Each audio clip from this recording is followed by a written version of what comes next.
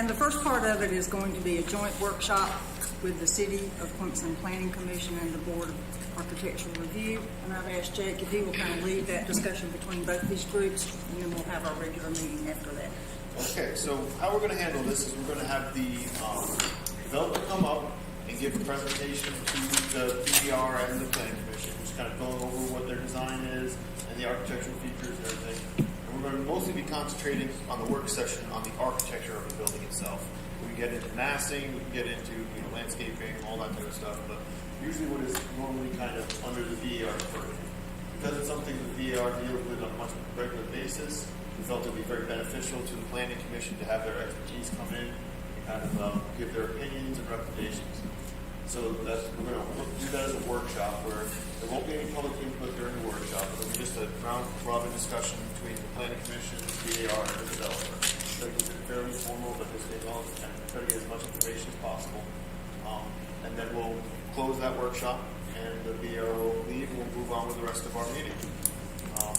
So with that, I'd love to turn it over to the developers, kind of give an overview of the meeting, kind of just understanding that the VAR is doing it for the first time.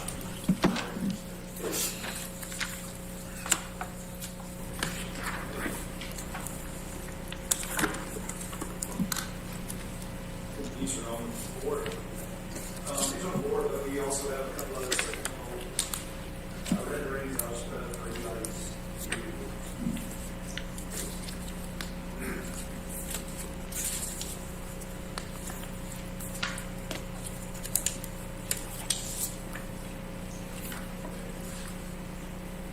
These are Planning Commission, you guys see these as well. I'll get out of the way so you guys can see everything. So, okay, introduce myself again. I'm Spencer High of the Signet Real Estate Group. Our firm is the owner of 412 College Avenue. We also are under control for 408 College Avenue. And so bringing forward this proposed project for the city's consideration for approval under a PD. This will now be, I think, the third meeting, but again, I think as Jacob said, wanted to bring in the VAR input for your consideration, review, comments, so we can incorporate that in any next steps. So really appreciate you guys being here and appreciate kind of the comments for this. So what I'll do is kind of share kind of the general overview of the project, but feel free to jump in if you have questions as we're going along. Happy to address as many as I can. So within the project itself, again, between 408 and 412 College Avenue, just at 2 acres of total development, the way we're considering this is for urban mixed use. What we'll look at is retail, commercial along the ground floor of College Avenue. Above, you'll see 5 floors of residential housing. These are predominantly for market rate multifamily. I think it's a position to note that we are only looking at currently planned for a max of 175 units between a mix of studios, 1 bedrooms, 2 bedrooms, and 3 bedrooms. No 4 bedrooms and no purpose-built student units within the program itself. So within the program, we have 5/1. But as you can kind of see, we'll talk about Knox Lane in a few minutes and just the considerations of the site itself and how we kind of approach the building from, both having kind of a front door and back door on both projects. Within the project itself, we try to kind of match the elevations of kind of more recent projects, most notably the Bixby, which we've kind of shown up in the renderings. We have matched the top elevation of Bixby across the street. So along College Avenue, the building height matches the exact height of the building across the street from Bixby. And then we'll talk about the height on Knox in a few minutes. The other things that we're kind of looking in consideration for the project itself, within the units, we have a 2-level podium parking garage that's built in within the project, kind of built in where you can't see from Knox or from College Avenue.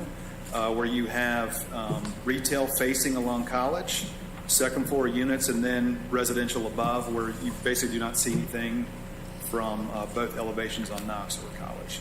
Within that, we're currently programmed about 290 parking spaces, give or take, depending upon final design. That'll be sufficient enough to provide residential parking, enough sufficient retail parking for the commercial users, and supplemental public parking that we're planning to kind of deed over for public use. Within the latest program, as you guys see, there's some also elements within the commercial corridor.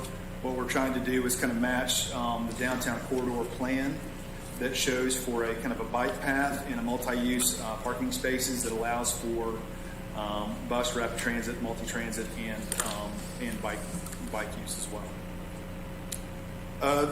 One of the contexts we really spent a lot of time on and understanding kind of the context from College Avenue to Knox.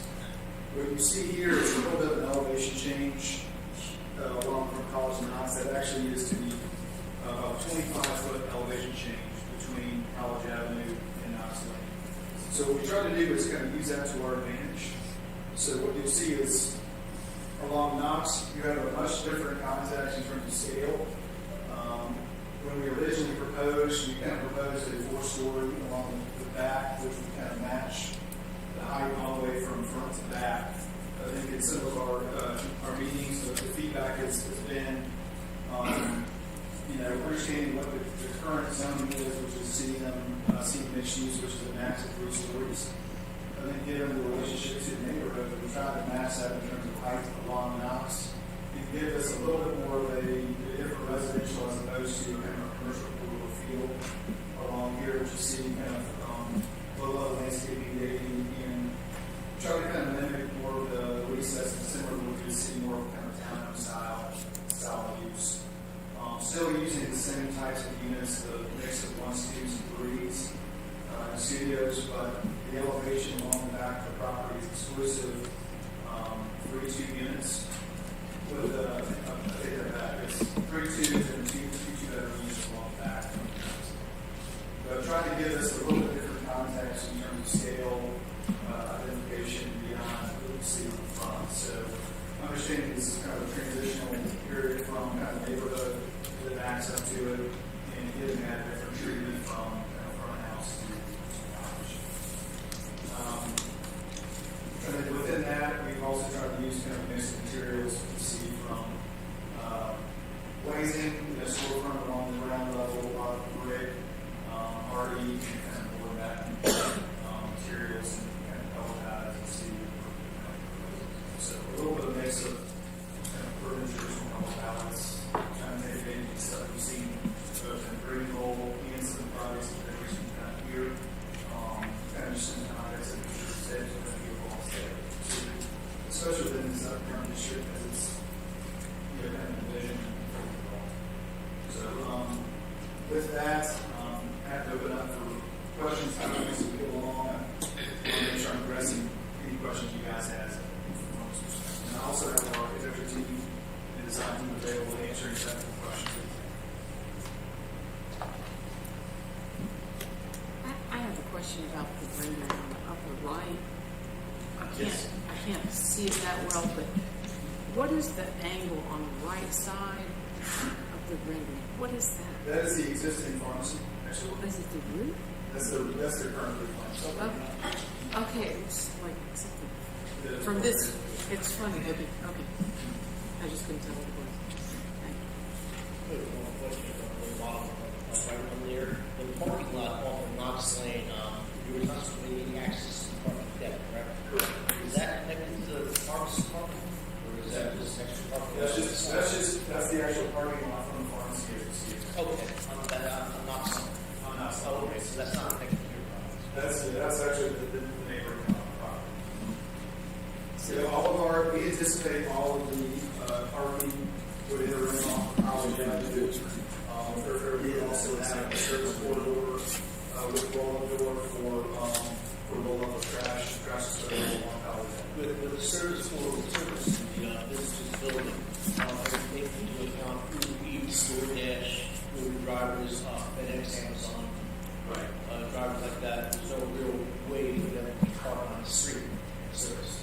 Well, we hope ultimately the multi-use path would have kind of a mix of parallel parking, and until that is actually done, we would try to preserve the existing parallel parking in place once it's migrated to utilize it. What about loading trucks to be up restaurants on the neighborhood, food trucks, beer trucks. Those obviously can't turn any kind of service. What's the idea of letting them, I guess, use the little turn lane or?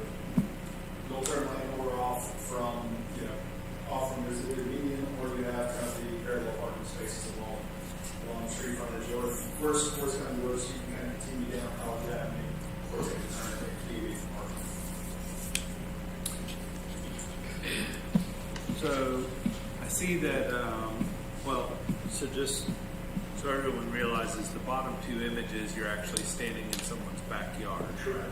So that's the context of what you're looking at. The two side parapet walls, I realize they house a staircase.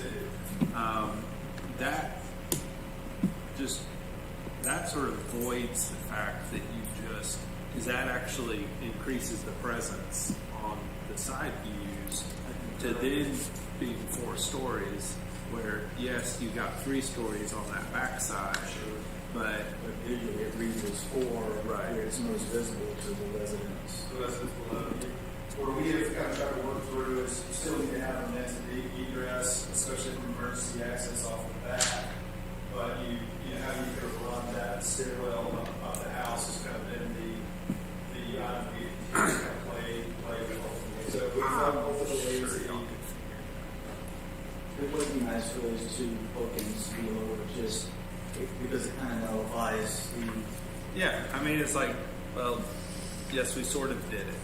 because when most people in the neighborhood see it from those corners, not sure. Yeah. Because So you need roof access, is that one thing for that? roof access in a continuous firewall and staircase to keep from any break points in terms of stairwell access out back.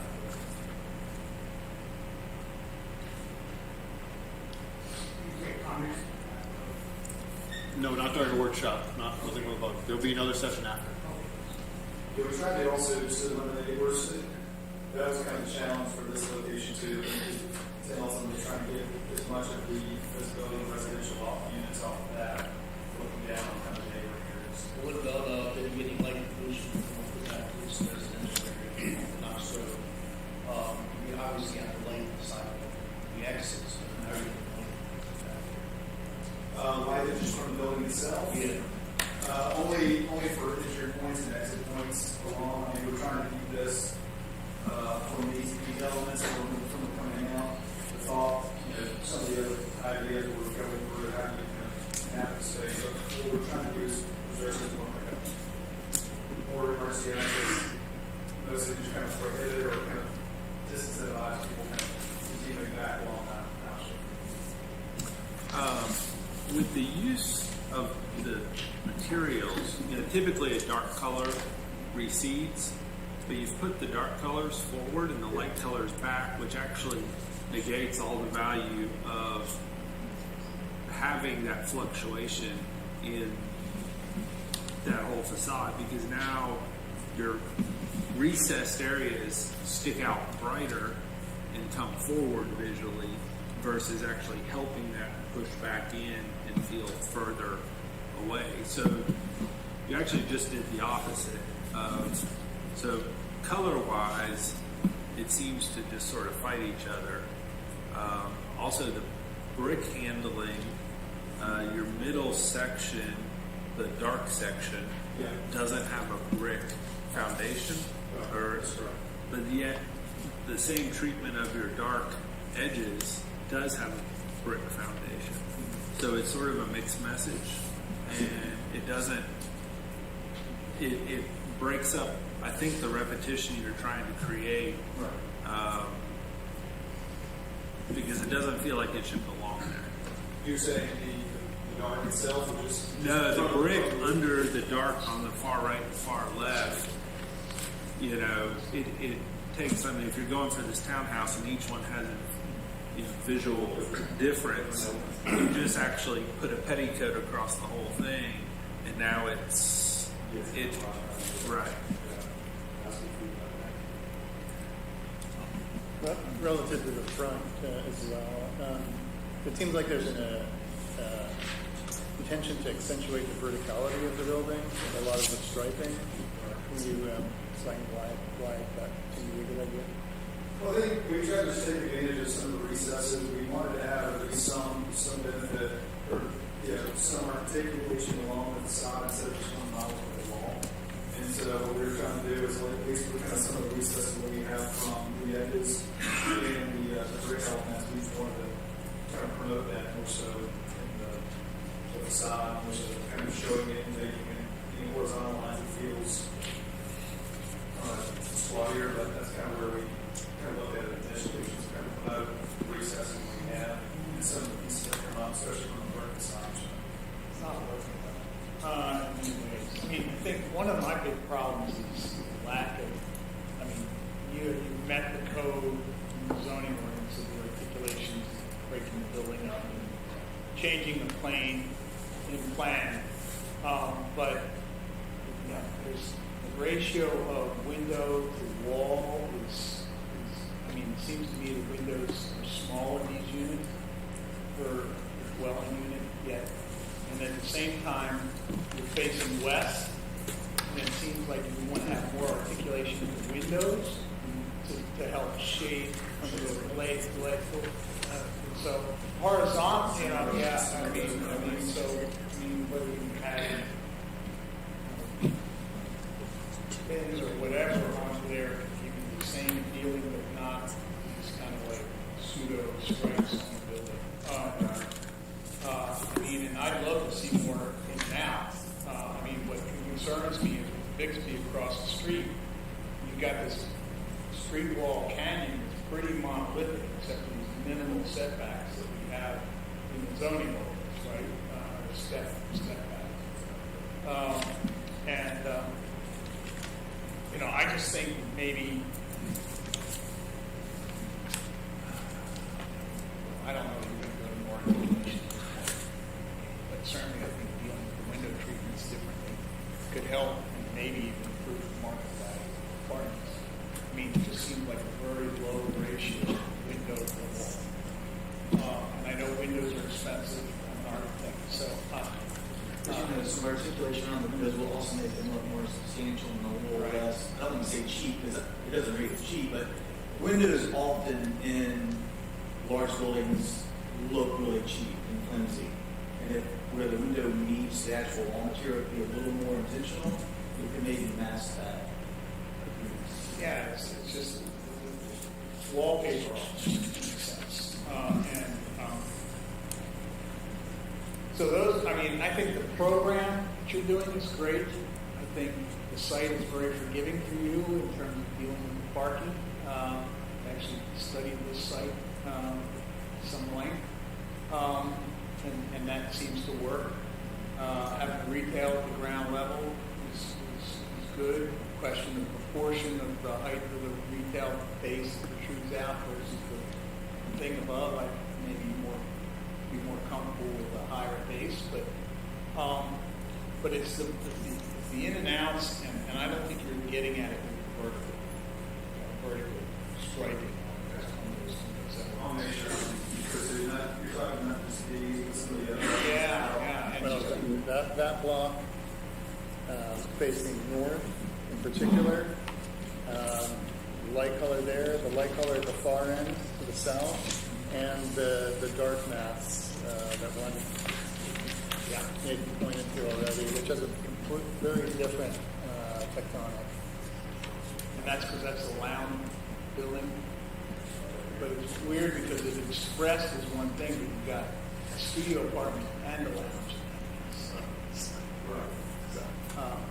It's a big benefit, of those and having it every day, so a lot of common around. I do appreciate how that simple area creates some monotony of mass, because That's much more successful than the end pieces, that's for sure. But it does concern me about the street wall we're considering, given the fact that the next development occurs the one closer to us in this rendering. And if we continue with the same, completely filling the zoning envelope that's allowed, I mean, it's going to be a pretty imposing street. So Bixby has more articulation than you do.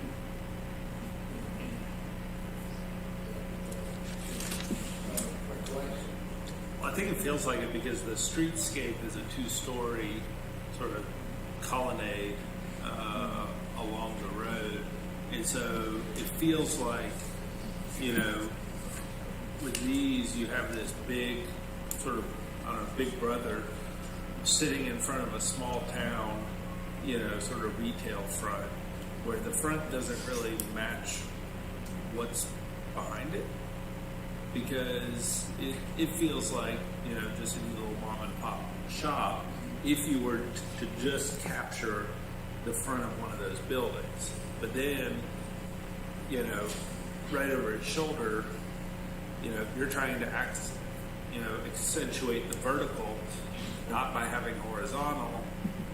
No one wants you to accentuate the vertical. Yeah, that echoes what David was speaking about, the scale of that first retail level. Sure.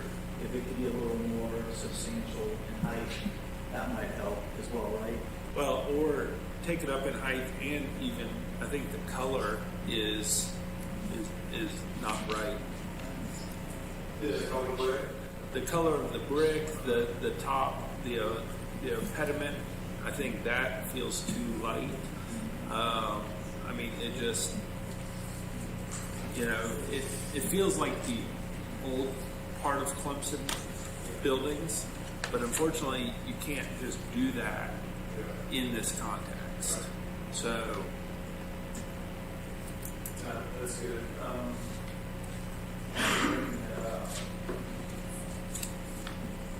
One of the items we talked about, and we're kind of limited in terms of the height. We're trying to match the total height of Bixby nice and that. But the one thing we're trying to play around with, you know, again, starting with 15 feet at this level, and it's a little bit longer, approaching 17 along this level. Those are one of the things we look at is some comparative wall, even at this level, increase the facade out a little bit more, just to give a little bit more scale. Again, we're trying to have the trade-off to the viewpoints from the second story unit. Those are some of the realities we were testing that initially. Is that roof accessible? So they're going to look out onto the flat. Right. So that's where it was even more so, putting up that pyramid wall on that, that was kind of the match of that. Because at some point, whatever the step back will be, whether it's then or the third floor unit, we'll look on a flat roof, which is a function of how you address it. That's exactly how these units look down on these units. So it's kind of picking which board look aggressive. See, the thing is, facing west, that's going to really create some glare, light issues. Tenants may not make it if you show it to them in the morning. But I just think that, you know, one of the things that, well, I don't know that you need to go with 5 different building expressions to articulate the difference. And you know, again, one of the things I was talking about, that center piece, you know, at least has a higher ratio of glass to wood, which makes it more appealing. The rest of them really look like mid-20th century low-income house in terms of the ratio of the wing. You understand what I'm saying? And so I think the windows need more articulation. Maybe you can find a way to express the window surround in a way that Because when the not slammed, they're doing that, giving the other 2 levels. It helps with recesses, but that's not present. yeah, it's always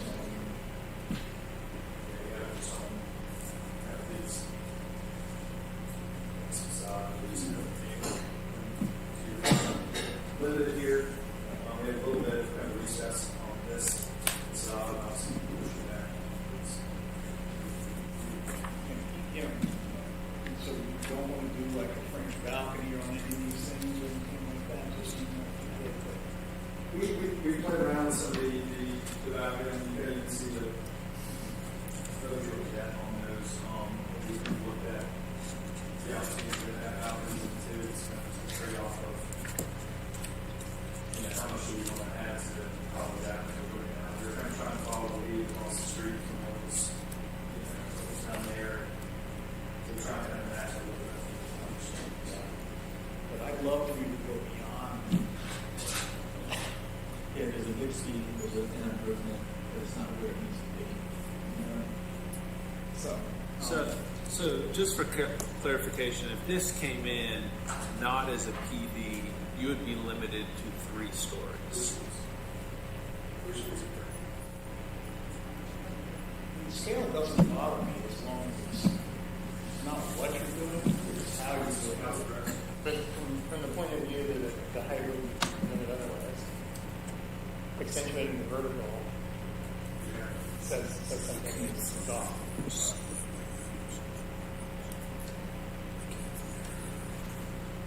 I would Would it be worthwhile to have that front step back again? One, to sort of alleviate that canyon feel, or would that create too much of a, if it is, they wouldn't be doing this if it was not a PD.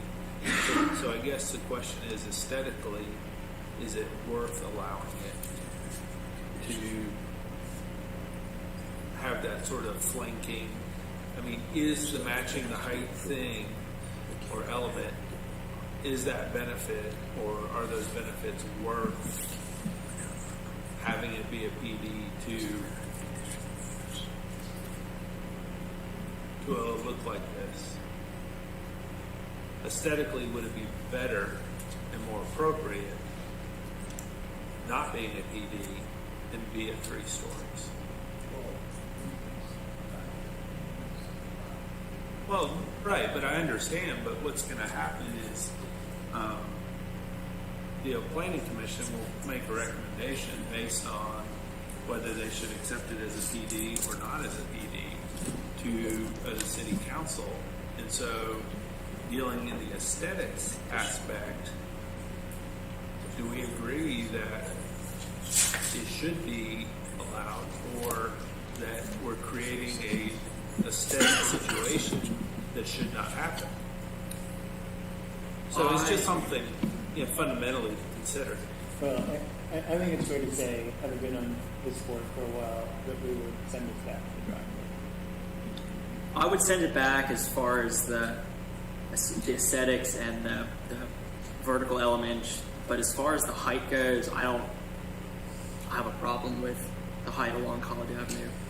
But I definitely think it needs a rework as far as the design of it goes and how it's broken up.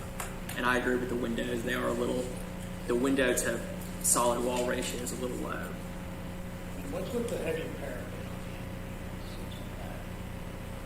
It's just accentuating some articulation on the corner anchors. That's kind of really, frankly, it's probably more of a C rendering piece than anything else. For this versus this, but it's just more of a. It seems to be out of proportion and actually just adds it. It just makes it add another dimension. Making those sticks stand out and higher and all that stuff.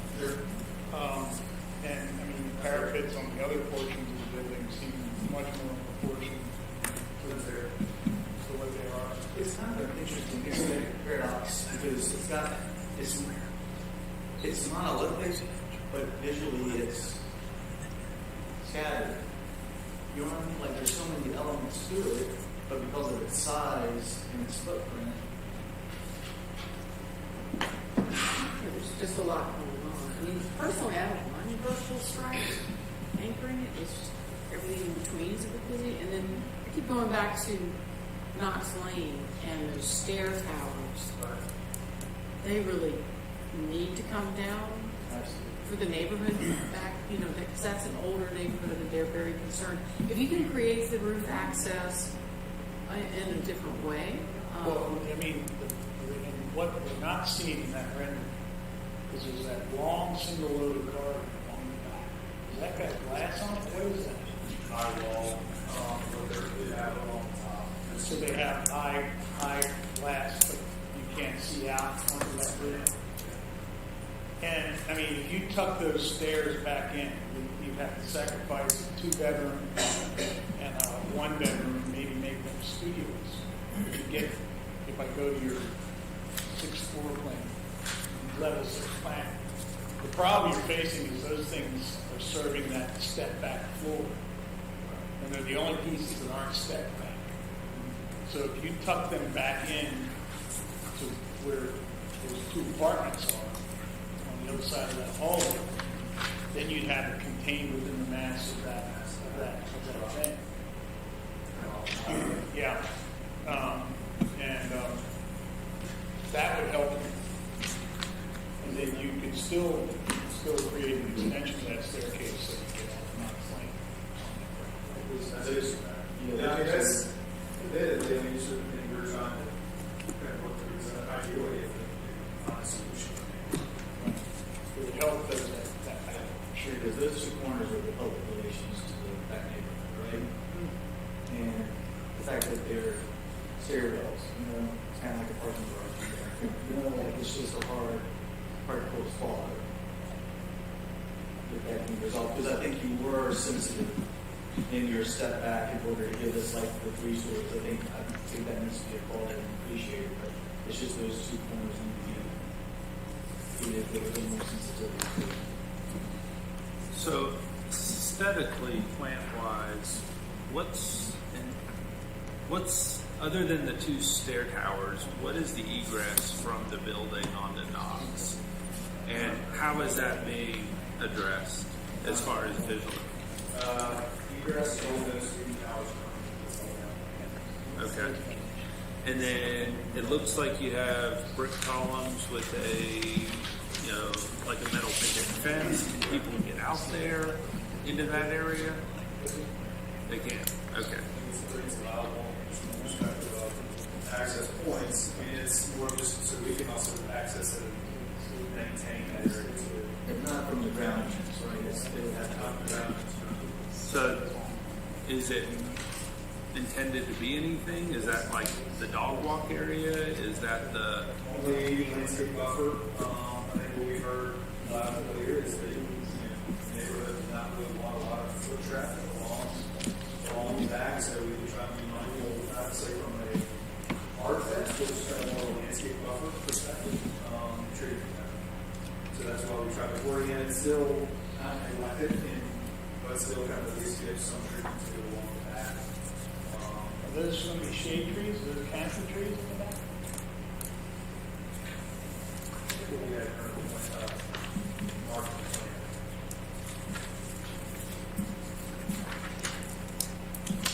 Because that in and of itself is going to come quick.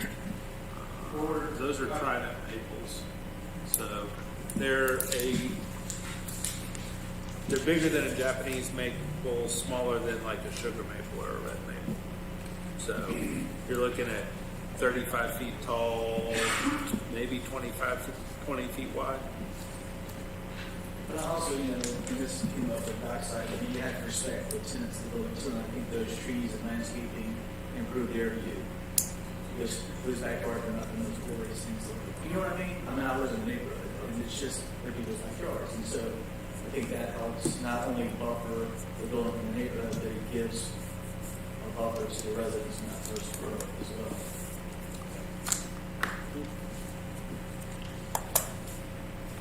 So you're really limited on room as far as the space between the road, because that's an alley, I think, technically. And so the distance between that alley and the building doesn't really give you a lot of room for anything but some plantings and a narrow strip for access. Have you considered on the alley side of the plantings providing, a solid barrier versus like a solid 6-foot privacy fence. We've looked at it, we feel, personal preference on that is that, from the aesthetics, be more of what's, they'll kind of true landscape buffer as opposed to hard, just wall, really strong there to figure it out a little bit of information too, as opposed to true angle. Yeah, I think the landscaping is probably better. Well, landscaping is, you have a small hedge of Floropedilum, waxleaf ligustrum, that, Which I think was that does have a pretty good edge line along the fence itself. they're not a big plant. Right. And then you have like the maples below that, and it's just one. It's almost as consistent as the brick petticoat. It's just one sort of set of plantings all the way across. So there's really no variety, or it's just a strip. I think a variety of plants would be better than a solid fence. Then the whole project is then turned back. Sure. They're always trying to have at least kind of heard loud and clear, wanted to offer, kind of wanted some sort of clear conservative this more strong edge line with kind of tree plantings, as opposed to kind of really lower. I think we heard it say make something really as strong as possible. Going back to the corner units. So I noticed if you've got corner 2-bedroom units, don't seem to have windows on the sides. I look at that, it's hard to tell in that rendering, but those gray vertical strips are just solid wall, right? There's no windows, you've got a corner unit, no windows on 2 sides. That's actually 3-bedroom unit facing out this line. So, well, we can't see the floor plan of the unit, so, but, I mean, man, that would be a premium unit if you had windows, and that would help those corners too. Yeah, no, I mean, that living space. yeah. You can raise your rent a lot more.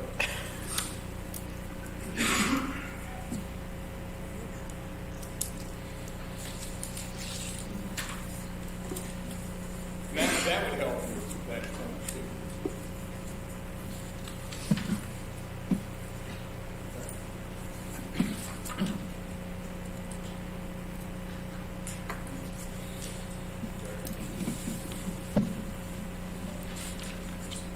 But I will say, in general, I think that the facade treatments on North Lane are overall better than they are on for a long time. So you might look for some inspiration there. Yeah. So I think that's kind of a successful moment with the false balcony in the recess. And I think that aesthetically is, and it makes those windows more substantial. Yeah. I just think that's a successful move there.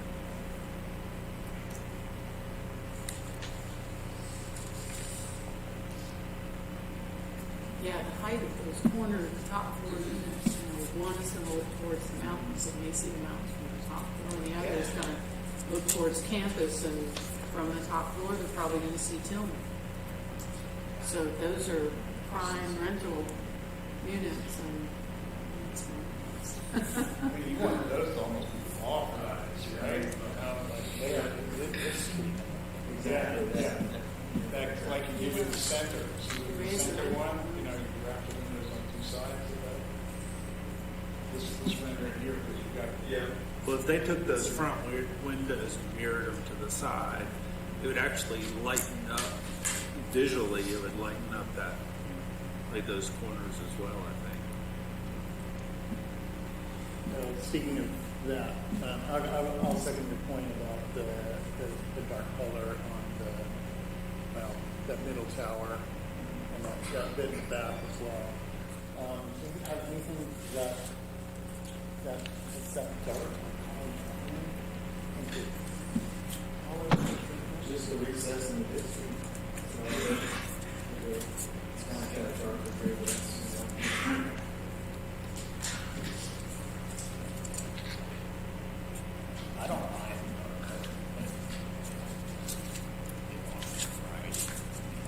22.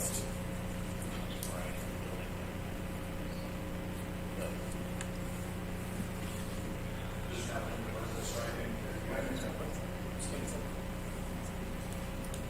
I just think that turn of the weighting that we have in that central unit, to me, is not a common experience downtown, but we don't need a common experience because, how do I put this? These high rises are new experiences in and of themselves, right? And so I would like to see a little bit of unexpected, it would lighten the corner, it would just be something a little more contemporary. Because I don't think we need to necessarily take cues from the high rises we currently, or mid-rises that we currently have, because those are kind of what's in process as we move toward a better place.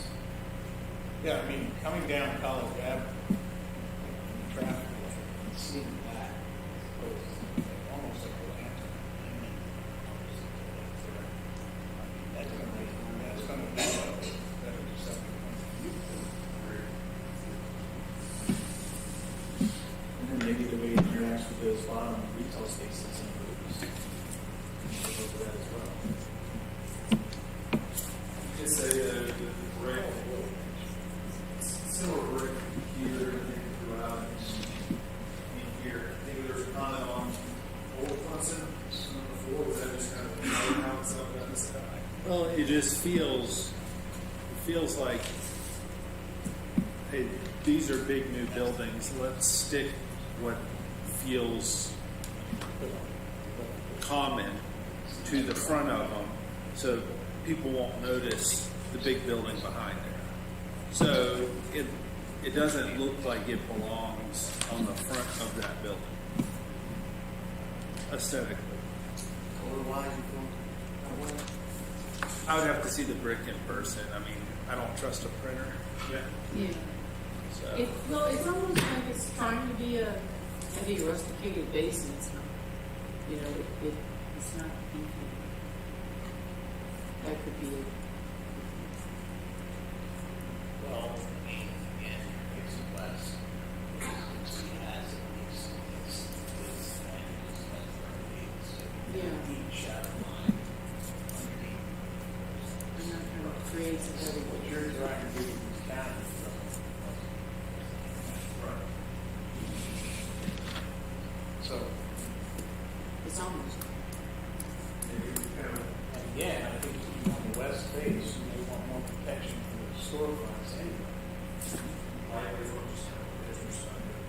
And we have a charge for us to just want to make sure we preserve as much of the green space. Right. Along here, but, still knowing that from prospective tenants, in an indoor outdoor environment would be, pretty applications. Yeah, how much, This is a wide enough area to have cafes, right? how much space do you So we have anywhere from the face of this is 15 to back to 27 feet on site. And it's very, has there been any discussion about the rooftop on that pedestal part, other than just being the roof, in terms of like vegetation or anything? Nothing currently, just so we have to do a little bit further on the process what the tendency below is going to be, and trying to be a little protective of that, not just being standing on top of what the main operating is. So that's not, well, I assume what's all the plans allowed for the tenant, or is it going to be some sort of coffee shop, or is it going to be the top? The top. This is Yeah. open for all residents. It's Okay. kind of open space for all residents. And then you have kind of a small version, which is one of these floors. That's kind of near the center of the house.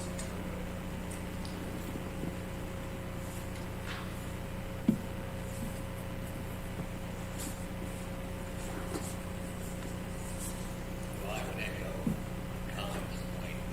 This would come. The AR price back. So I've got, we talked about the windows, the verticality of it, maybe accentuate a little bit, of course, I want to make sure any kind of articulation.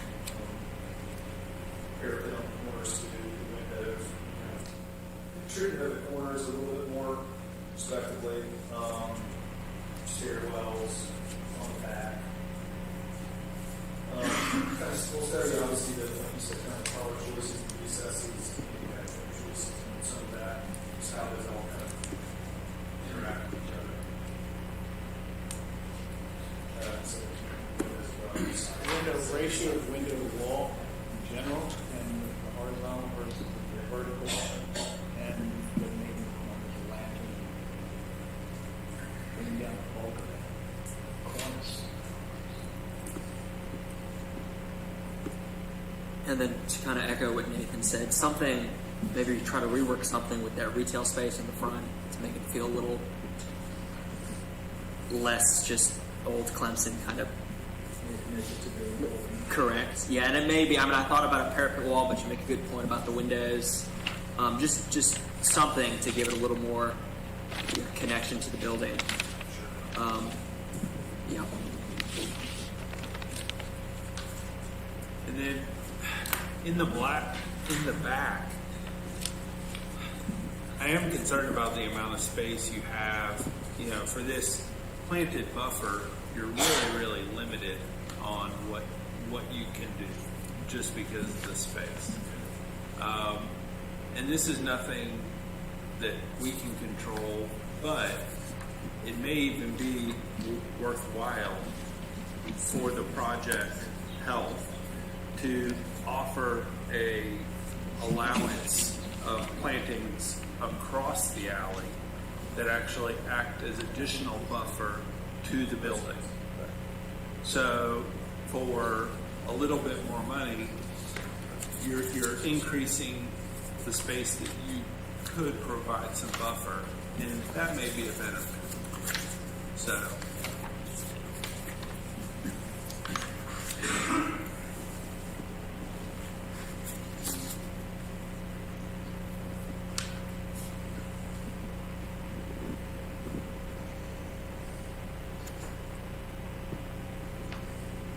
I have a question. In your experience in a town like Clemson, where you've got almost 300 parking spaces, do students tend to ride bikes instead? Because that's a lot of cars to add downtown. It's kind of the idea. That is part of the because that's what it counts. So you're not marketing students per se. I mean, You're not going to prevent students from living. We're not preventing from living here, but what we're trying to do is follow more kind of multi-family guidance on parking themselves and kind of 1.5 spaces per unit. Just to kind of limit some, the amount of cars as it was previously the spell to one space per bed. Even if they're parking leaders, they're kind of encouraging, that's still appropriate. So you're going to be regulated by apartment, not by your. And so how do you distinguish between parking supporting commercial versus parking? Controlled access up to two levels. So the upper level will be all for residents. You have probably some portion of the ground level set aside for the residents, but you kind of basically all commercial public spaces on the ground level. And are you going to have access to the retail from the parking garage in the back?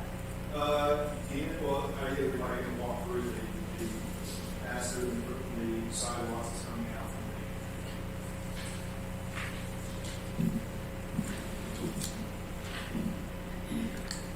Well, all in all, I think it's a nice project to anchor the Bixby on the opposite side. And at first, I was like, oh my gosh, another big box. But I think it's, in some way, it's appropriate. I mean, all these college towns, the same thing is happening. But at least we're kind of getting a balance from the Bixby. So, And it's more intentionality with how it meets a residential neighborhood. yeah, it's a little more sensitive. Yeah, there's projects in there.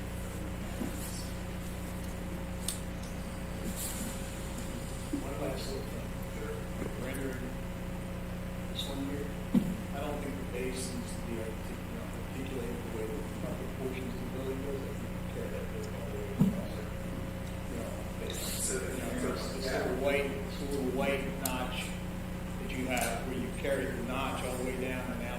base, and the base just can be used as a separate thing.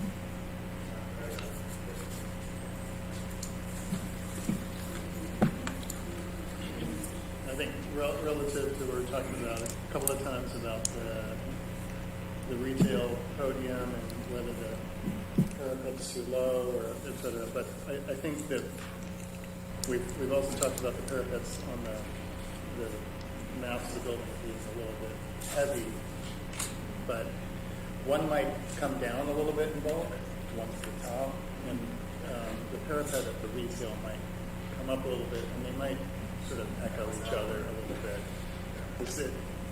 I mean, and it's like, I mean, there's of course, a game to sort of create difference, but it's a bit odd from the point of view of the single design that the retail has like no sense of corners, and then you got this giant one on the last. And I think it's a difference, not the parapet we're talking about, the corners.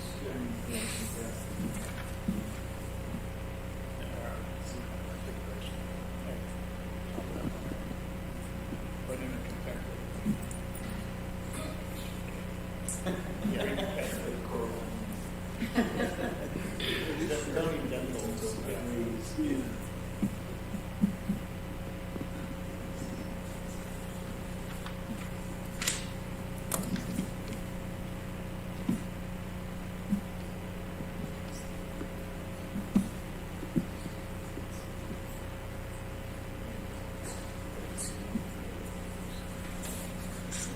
I guess, does the planning commission have any, like, questions, like, from us? Like, we don't typically see you all, but I mean, are there any questions that y'all have?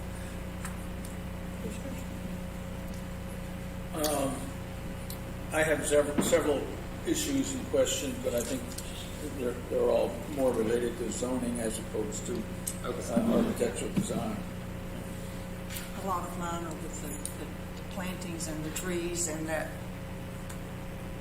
strip along the back and the front, and because they're taking down some seriously big trees all in that 2 acres block, and all of them coming down. Right? I mean, it has to. You go right through the edge of everything. Well, and unfortunately, the space they have left will not accept that level of tree. Like, you can't fit a heritage style tree within a planting well on the road. You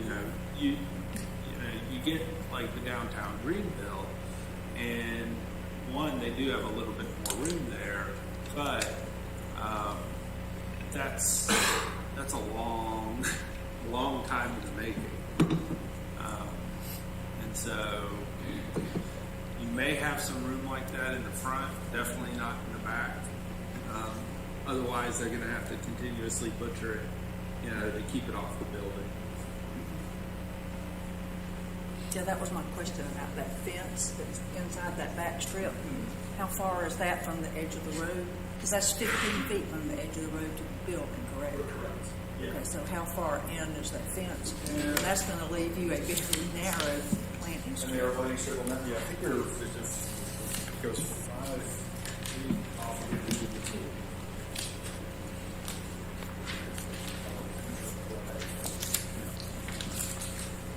So we're 14 feet off, or 15 feet off from the back of the road of the building. We're approximately 5 feet off from the back of the road to that location, to the fence line. Is what we have currently designed. So that leaves a 10-foot planting strip. So I've got a couple of questions for our subject matter expert, Nathan. He's the landscape architect on the board. What do you see as the best case? I think one of the biggest issues that I have about this is the articulation and how this is going to fit with the existing neighborhood that's out there. The comprehensive plan has very demonstrated a lot of issues with regard to the fact that we need to protect our neighborhoods. This is going to be probably setting the standard for any other developments that obviously will be placed on College Avenue. So what's the best situation that we could possibly have as far as some sort of natural planting on the backside? You know, I don't think the 10-foot, we talked about the maples, they won't make it there. You got any suggestions? I mean, plant-wise, you're really going to be limited. If you do, there are a mixture of plants you could do, but the problem is with any type of situation like this, the proposed versus the maintained, you can have a good intent, but if it's not maintained, then it just all goes out the window. For example, in tight scenarios where you're trying to get a hedge with some height all in the same space, you can do a formal 6-foot hedge, and in that same hedge plant a series of trees that actually grow up through the hedge. It's a very European style sort of handling and treatment, and you see it along alleys actually quite often. And so your hedge and your trees are taking up the same space because your trees will grow up through, you keep the canopy high enough, so you're actually creating a gap in between the bottom of the canopy of the tree and the top of the hedge, so you still get air movement, light, things like that. But it's not a quick solution. And so you're still talking about controlling the width of a tree that you want to get 35 feet tall. And it's just, you have to be extremely intentional. And when recommending something like that to a project like this, I can't guarantee that they're going to be intentional.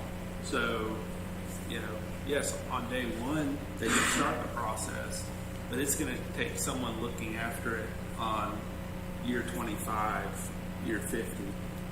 And that's the concern is, and that's why giving yourself more space, having a more appropriate back setback where you can create, not just give lip service to a vegetative buffer, but actually create a vegetative buffer. For example, the buffer going in between the park and the parking garage, there behind Bixby. Not all the plants are doing great, but you're talking about the 35, 40 foot amount of space that actually is creating a buffer. Now, they're not going to want to build there if we take up 35 to 40 feet of their space. And that's why there's this, how do we create a harmonious, is there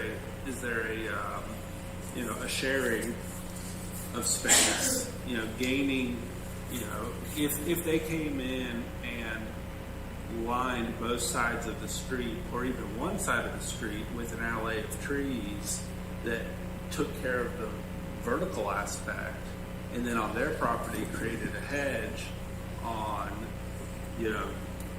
that side of the alley, then visually how it's being perceived accomplishes the same thing, and you're not limited to 10 feet. But it takes cooperation. It takes, a handshake and acknowledgement. It's not something that anyone can control.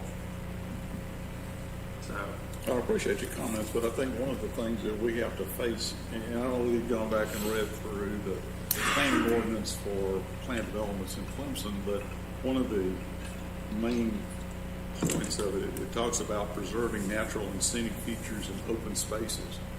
And we're not getting there from any of what I've seen so far. We're basically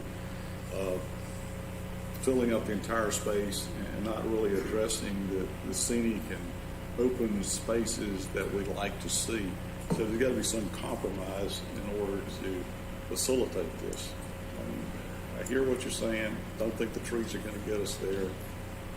It's got to be something a little different, especially on the backside. I think it's good that we're down to 3 stories on the back, but we still haven't addressed the visual impacts to the neighborhood. And once again, we're pretty well setting the case standard as to how we go forward. Well, for example, Greenville has very, very strict permeability per regulations. So only a certain amount of the lot can be impervious. This has, I think it's 91% of the lot is covered, 100% of the lot is disturbed. Well, that wouldn't fly in some places. And so it's all about, the zoning ordinance is put in place. Well, I think the whole purpose of having a planned development is you have latitude in addressing all those, because we don't necessarily have to follow exactly what is there in the code book for normal commercial development. We have that wide open space, so to speak. So there's a lot of latitude in what we can do. And that's the whole reason you have a PD, is that you're able to have some give and take, and you don't necessarily have to follow exactly what's dictated elsewhere. So we're trying to have a compromised position, so to speak, where you can try to accomplish all those things, but given a lot of latitude that you have.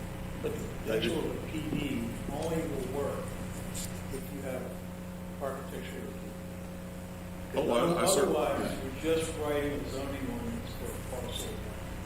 And you're focusing on what to do, not how to do it.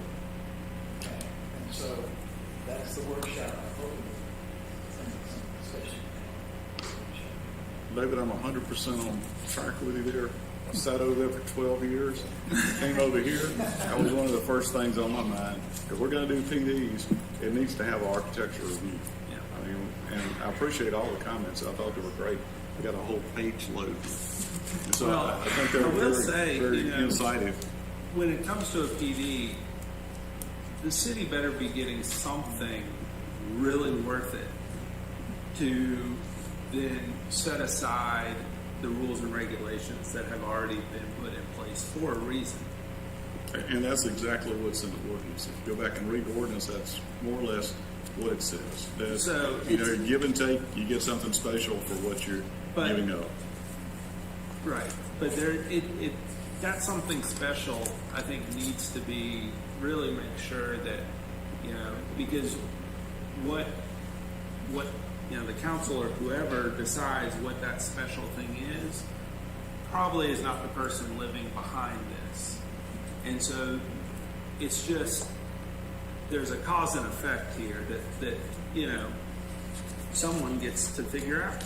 And sometimes what's special is not monetary in terms of what we get. Sometimes what's special is the experience that's created for the people who live around it as well. Sometimes you say, oh, we're going to get this many parking spaces out of it, or this construction of the streetscape. But sometimes what's special about it is something about the experience. And I think the aesthetics and the functionality are two of the top items on my list and what we're looking for. But you go back and take a few minutes to read. It's section 19-501, purpose and intent. It's very specific about why you have a PD. And Todd, when you're saying this special thing that the city gets, you're talking about like the view that the residents get? Like, it could be an amenity, it could be a park, it could be a green space, it could be a flower. What Todd was talking about. So it could be that we have higher expectations for the outside articulation of the building. Or it could be that we have more shared space for the community. Sometimes it's more than just the city, not like this, I'm going to be careful about how to phrase this. Sometimes it's that the city gets more than just like more parking spaces. Is it a better product because of the give and take that happens, right? Do they get a benefit from working with us at the PD level, but does the city also get a benefit? And so, I do think when it comes to a PD, expectations for architectural articulation should be upped, because they're going to be occupying more of the city's space in this case. And so the trade-off is, how are they going to make that work when they occupy more of that space? Or how are they going to occupy that space? So everything down to like the way the windows on the corner, like that's all about how it occupies that extra space to give in the city, right? Well, and a PD should not be a compromise of, I'm going to compromise the aesthetic value so that we can get more utilities, more parking spaces, more whatever. That shouldn't be, so architecturally, I agree. Holding it to a higher standard, because we're allowing them the privilege of building 6 stories where they should only be building 3 stories. Well, it better be the best 6 stories that it can be, and not, well, yeah, but we're getting, a bigger pipe under the road, so we're going to allow it. Or it could be very simply, it's not 100% built on this site. It could be, okay, you've got to have 20 or 30%, you guys decide, for green space. Because then everybody in the community gets to use that green space. And I think PD allows you to say, what do we get? What do we get as a benefit? You're coming in, you're developing this project. We have to live with it. So we all want it to be nice, but if we're kind of bending and letting you do this PD, what kind of benefit does Clemson get for the long-term residents, not just I student think housing it's or new not? pipes. That's what I'm Pardon? hearing. I think it's new pipes and new structures. Is it new infrastructure? I mean, they have to put in some infrastructure. Right. This is what we currently propose now is new infrastructure, public parking spaces, some units will be designated for workforce housing, and then we'll also contribute towards the expansion of the downtown corridor bypass. So we would be adding that in for Okay, we didn't know. That's good.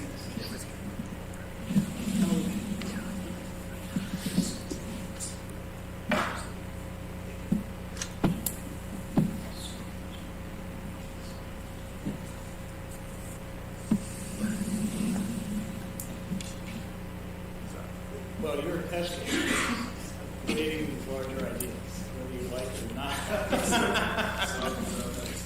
Thank you for being, yes. Thank you for the feedback. Really appreciate it. It's always, And it's nice to feel heard and right. Thank you. Well, thank you all for letting us join in. Thank you very much.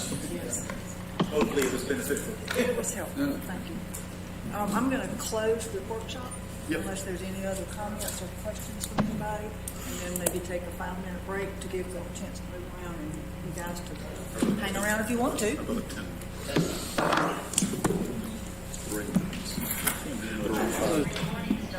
All those infrastructure upgrades.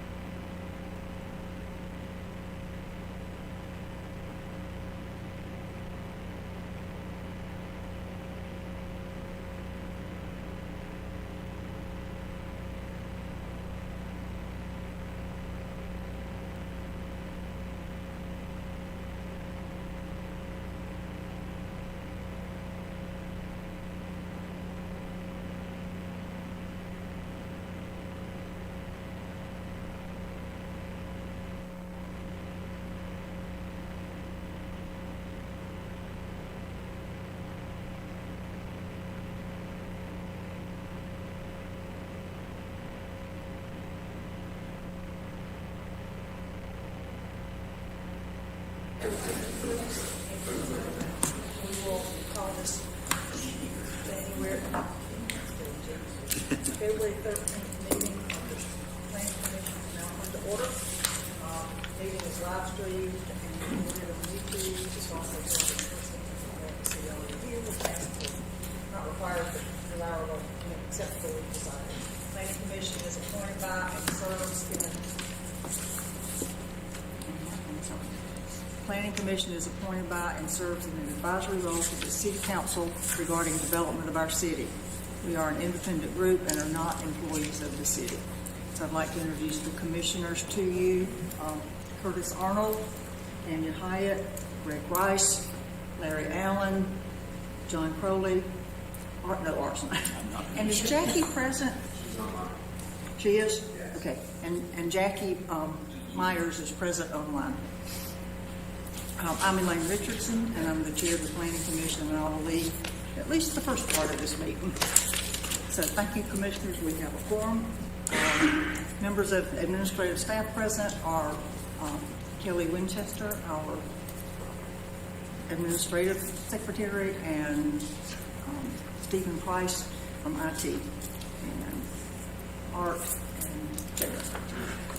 Okay, so first item on our agenda is election of officers for 2023. So let's start with the chairperson, and what nomination? Do we have nominations? And I'm not campaigning for another term. I nominate Just thought I Elaine would say. Richardson. I second. I just don't want to do it. Are there others? I'd like to close the nominations. Have a second. I second. All in favor? All opposed? Look at all of them. Okay, so, okay, thank you. You keep yelling at me, Jackie, because I may forget to ask you. Vice chairperson, what, we need a nomination? I'd nominate John Crowley. Do you accept? Yes, sure. Okay. Others? All of them move to close the nominations. Good second. All those in favor? Second in favor. John, all those in favor for John? Okay, thank you. All right, so we have our officers other than the appointment of the recording secretary and Don't say that. I don't think you have to vote on that. it was on my list. Do we- No, technically you Kelly do. comes Technically with we do, I think. Abolish. I'm nominating Kelly Winchester again. Second. Kelly does. She does a phenomenal job. Okay, so Kelly. And with that, We got to vote on that. oh, we have to vote on You have to Kelly. vote, I'm yeah. sorry. Just to clarify. I think y'all should fire him. Too late now. Okay, any opposed? Jackie?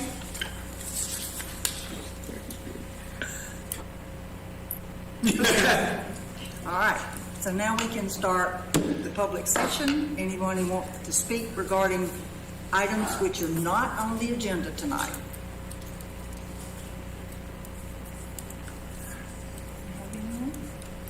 On the agenda, you're getting that now. Right, so when we get to those things, then we'll give you opportunities, but this is for something that's not on our agenda for tonight. Stephen, does it look like we have anybody from the public out there? All right, I'm not going to close that until we go through the first thing, and then if we have, we'll check again, and or you let me know if we do, and we'll go back and close it. All right, so now we need to adopt minutes, and we have 3 sets of minutes, and I hope Curtis has reviewed them really closely. So the first one is to adopt the minutes for the January 9th, 2023 informal public meeting that was related to PUD -00074-2022. Are there any edits to consider or changes?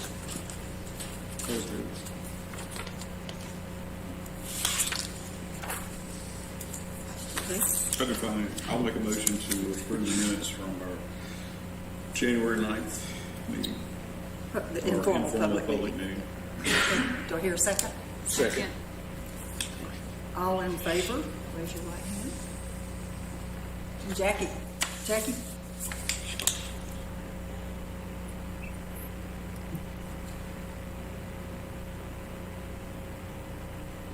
Okay. So you want to abstain?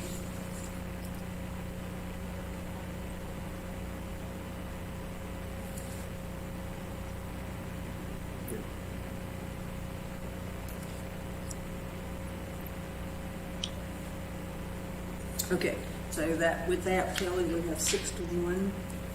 Okay. That's good. First set. Now the second set, adoption of the minutes for the January 9th, 2023 PC regular meeting, which followed that workshop. So, are there edits to consider or changes? I have one minor change. This is on page 3. And this was a comment from Tal Slan here. And I think we needed to add the word "not." I think the way this is written, he said the fact that some businesses were able, and I think it should have been not able in the past to purchase right away land from the railroad meant the concept could not happen. I believe the word "not" should be used. No, they were. No, they were able. They were able. to. That's Okay. correct. All right. My Anything else? misunderstanding. No, that's it. Okay. Any other comments? Can I have a motion for approval? I'll make a motion to approve the minutes from our January 9th, 2023 regular meeting. Do I have a second? Second. All in favor, raise your right hand. And Jackie? Same thing? Okay. All right, so that was approved unanimously. And then the third set of minutes are for the January 31st, 2023 workshop. Are there edits to consider or other changes?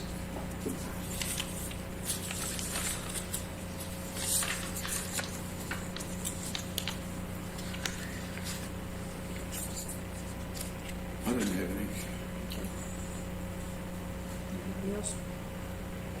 So I move that we approve the minutes for the workshop from January 31st, Do you have a 2023. second? A second. All those in favor, raise your right hand.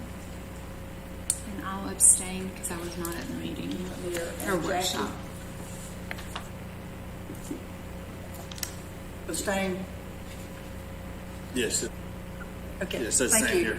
All right, so that would be 5 to 2, 5 approvals and 2 abstentions.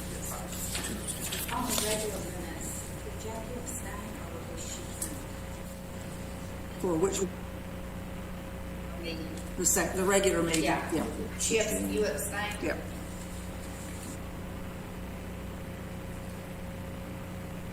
Okay. But what about the January 9th meeting? She abstained from the first one, approved the second one, and abstained from the third. No, approved the third. Abstained from the first two, approved the third. Is that right? No.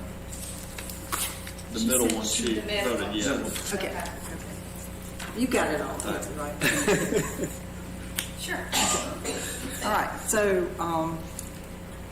do we have any other remote comments? Okay, then I will close the public session, and we will start on our action item, and that's consideration of PUD-0074-2022. Staff presentation and comments?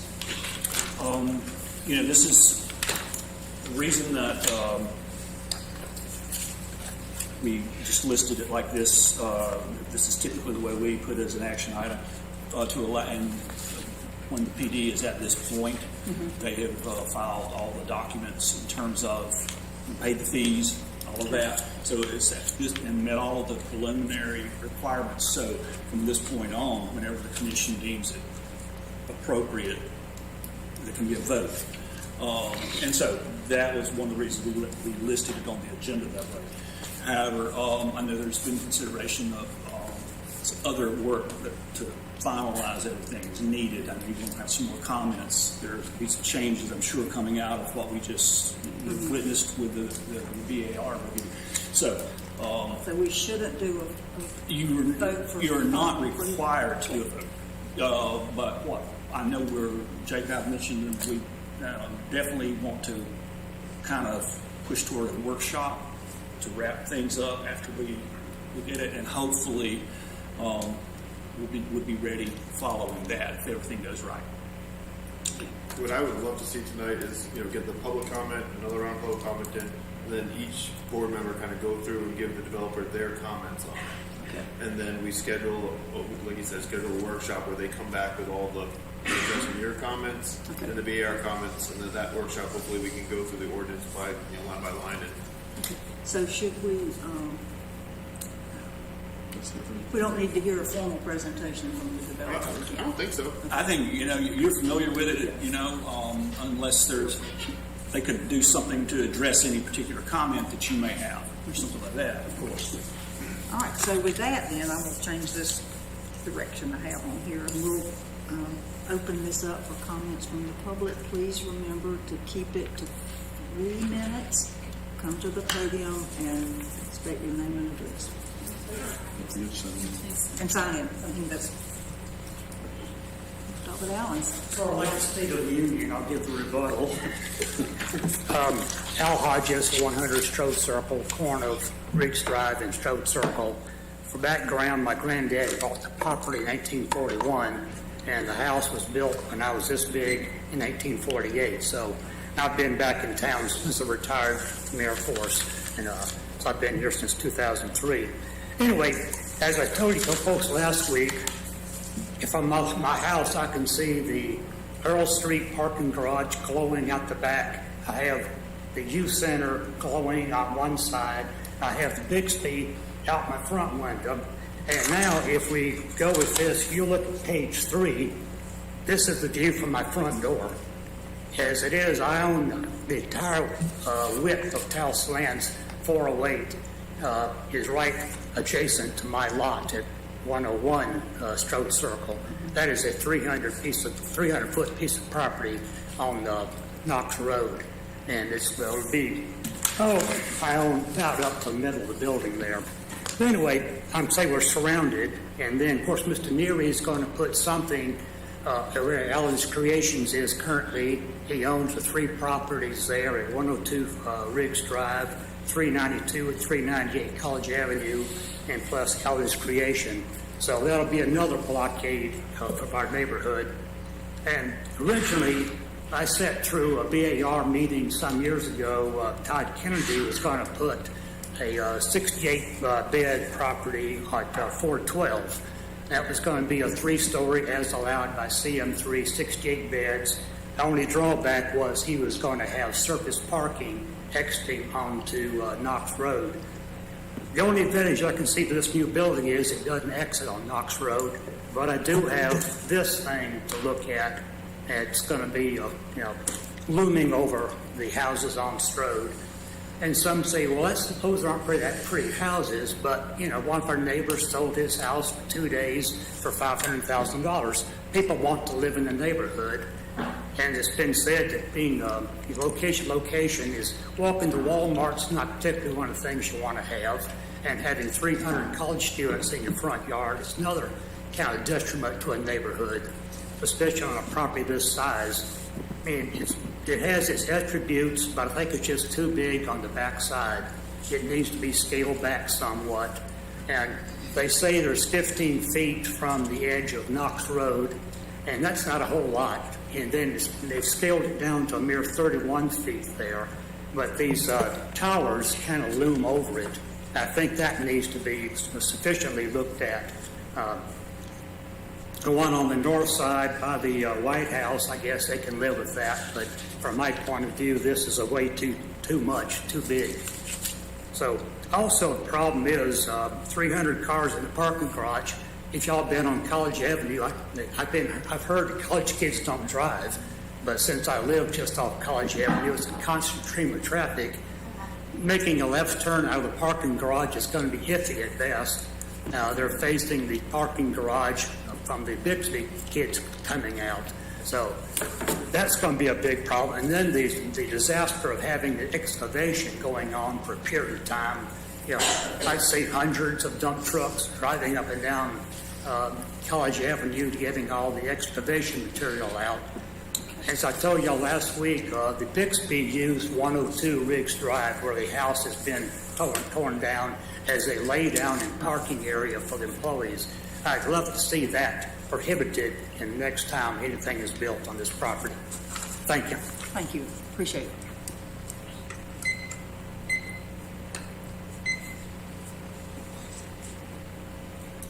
Do we have anyone else?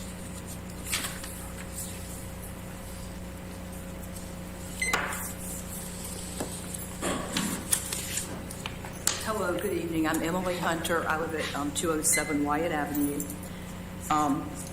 Tonight, what all of the meetings I've been to, most of these that y'all passed the minutes on, not much has been said about on this plan development. The right side of the property that is beside the Hubbard Young building, I'll call it. I understand that's a zero lot line. I guess you build it from the outside in that way. I've got a concern about is it 25 feet depth of excavation they're going to do beside that building to put that lower level parking garage in? Just having that zero lot line there, there's no space between the two buildings. And not a lot has been said about the upper roof line on that right side of the property. Are the students going to have access where they can throw things off of it or bother what's in that parking lot or what's going to bother that building? The Hubbard Young Pharmacy, to me, there are several businesses that rent in that building, but the Hubbard Young Pharmacy, to me, is the most important to the community. There are a lot of older citizens that use that pharmacy. They're having a harder time getting to it with the traffic, but we should not be doing anything that's going to bother the structure of that building. It needs to stay there. It doesn't need to be shut down because it's got structural issues because of the construction next door that we allowed to happen. So I just have a concern from the structural integrity of that Hubbard Young building. That's my main thing. The neighborhood is going to be affected by the students in this building. I do not think that we're going to have any parents with children. I'd be surprised if we even have married couples. We may have a few young adult workers there that would live in this building, this complex. But typically, what I hear from people is they don't want to live near where the adults, once they get out of college, they don't want to live by the college students. And I'm in real estate. I hear that from real estate clients. I hear that from just people in the public. So when we're talking about there's going to be mixed use in the building, and then I also understood that there will be a few apartments, I guess you'd say, in the building that will be set aside for workforce residents, where they'd be paying maybe a lesser fee. Nothing was asked about who's going to be monitoring and maintaining that and overseeing that, because that's been something else we talked about. Okay, so that's a few questions I had about those other two things. So okay, thank you. Oh, one last thing. I keep hearing also that this building is going to be similar in height to the Bixby. They're trying to copy it.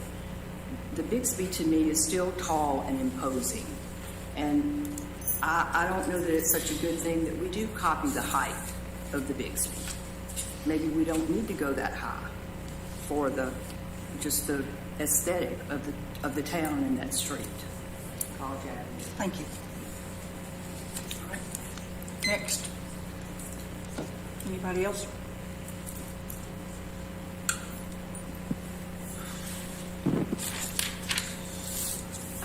I'm Beth Smith. I live at 118 Pool Lane. I love my neighborhood very much. I love it because of the trees and the diversity and everything about it. And I've always known when I lived there or wherever I moved to in that neighborhood that I was going to live downtown or with the students. I also know that I used to renovate homes, my husband and I, in this neighborhood. I've probably done about 8 homes, and a lot of them were rented back years ago when you could have 3 and 4 kids living in them. And we always got to see a family come into that home and bring their children, or it could have been a single family, but it was always a family that wanted to be there. And I know from building myself and building other homes that when you overbuild on a piece of property, it ruins everything else around it. I don't see how that can benefit the city if it's not allowed. Years ago, Jacob Peabody showed me the original plan for the 3 stories. I thought it was awesome. I mean, it didn't bother me. It didn't infringe on anybody. I didn't feel like that it bothered the neighborhood at all. I wouldn't live there if I felt like being around students bothered me. But it's like it's being taken over, and it feels like to me it's time to say, okay, the residents matter too. Their kids playing, their kids riding bikes, being on the sidewalks. They need to be. I work downtown at Judge Keller's, and one reason he didn't sell part of his property at the back side was because the city wanted to put a big, tall parking lot on it. Well, there were so many people from the neighborhood where he grew up there off of North Clemson that they didn't want that looming over them. And we kind of don't either. I mean, we're not saying we don't expect to not have student housing. It was commercial property. It was sold that way. I totally get that. I totally get that part of real estate. But why keep going over the set amount? Just do it like it was planned. That's all. I don't think anybody in our neighborhood wants to see it go that high, even if it's short at the back. And I just ask you to all think about that, because that's what's good. And keep it different. The first plan was different. It was contemporary. It looked awesome. It was simple, but it fit. It still fit in. But that's all I ask, is to consider the neighborhoods, because it could go to any neighborhood, not just ours. The whole town matters. Thank you. Thank you, Beth. Anyone else?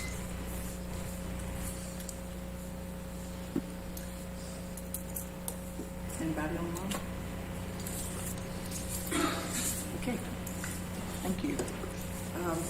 So now we'll move to Planning Commission comments, and I will start on Greg's end, and we'll just kind of go this way.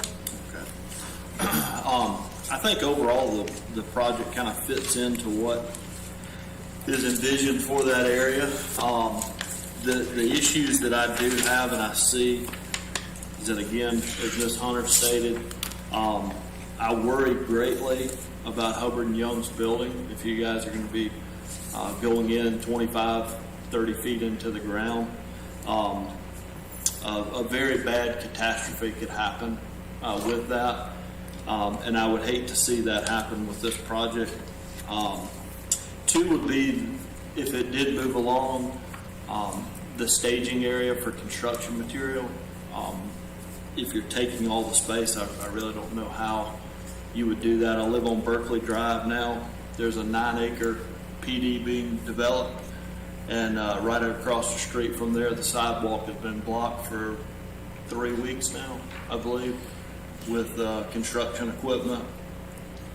So that's a concern that I would have about it as well. But so that's kind of my issue. Well, thirdly would be the parking. I know you guys have set aside spaces for the public, but we all know that that's not going to happen. That's going to be used by residents who are living there.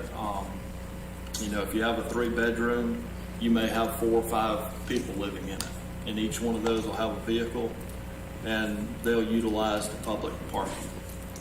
So those are my 3 issues that I've come up with right now. But I like the renderings. I appreciate you guys' willingness to be open and hear some of the feedback and make some adjustments on it. So that's kind of where I stand right now. Thank you. Tammy? Okay, I have a question. Can I?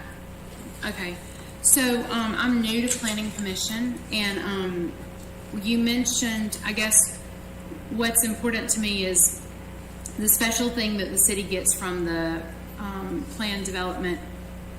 You mentioned the updated infrastructure, bike paths, and then maybe said workforce housing. Can you elaborate on that? So I just want to make sure that I heard correctly.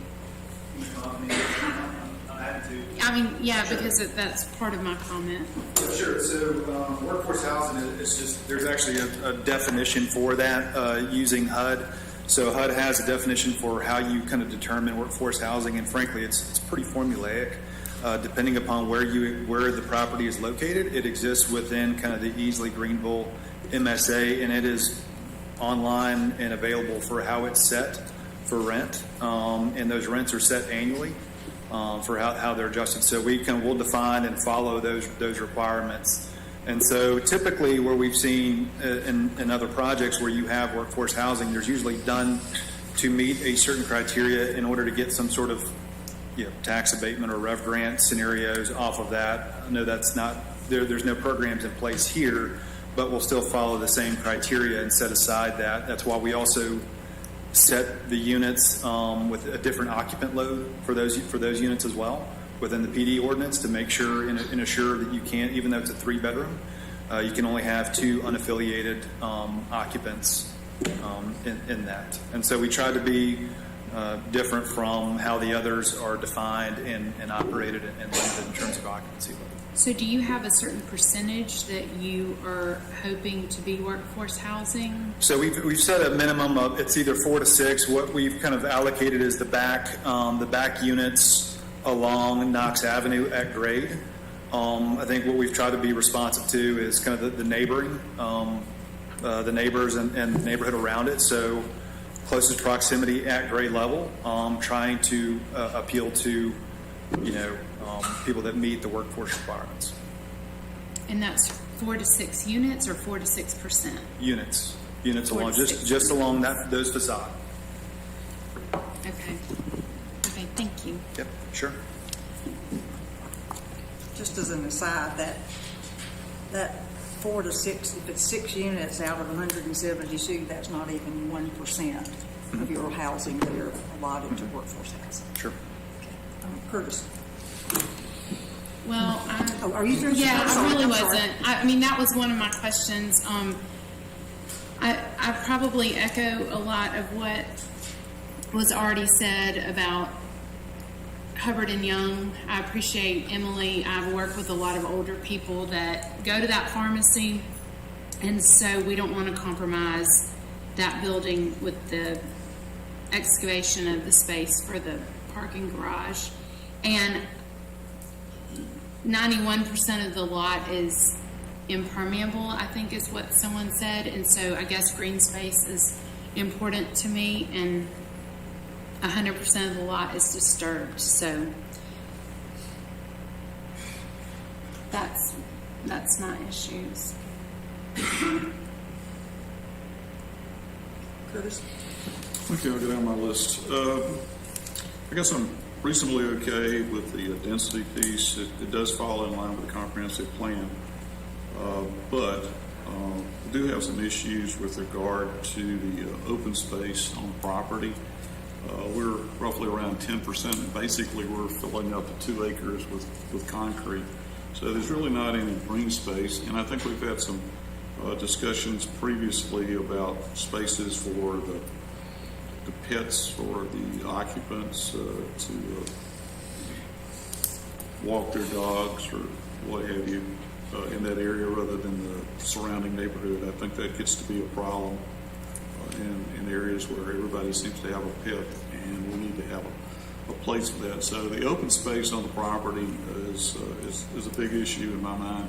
Also the fact that we aren't really replacing the trees that are being cut down because it's an overgrowth property, and we really won't have, from best I could determine in the discussion, we really won't have any, I'll use the word discernible new greenery space that we're going to have out there. It's going to be very light. A lot of concern about the impact to the adjacent neighborhood. We've heard several different discussions on there, and where we've had the lower floors reduced towards Knox. Once again, I'm not so sure that really blends properly, especially with the fact that we don't really have a buffer yard between Knox and the back of the building. Basically, it's abutted right to Knox, so there's really no green space in the back, and there's really no. We had some discussion, I guess, during our workshop about trying to develop some sort of interface between the properties where there would be some shielding of the neighborhood behind there. So a lot of concerns about the effect to the neighborhood. And once again, we're kind of setting the pattern on how any development along College is going to essentially back up to the older neighborhood that's right behind it. So we certainly want to be sure that we're consistent in what we're applying. So the issue with that we were heard, I guess, during the architecture review session earlier today, we really don't have a lot of unique features to the property particularly. I think we've got a whole page of comments back from the BAR about some changes that they'd like to see, and it doesn't exactly fit, I think, the character of what I'd like to see on College Avenue. But certainly the addressing the neighborhood behind there is top on my list, and then also ensuring that we've got some more green space out there and some more trees, and trying to replicate. We can't do it 100% obviously because of how much building that we have, but we need to have some additional green space out there.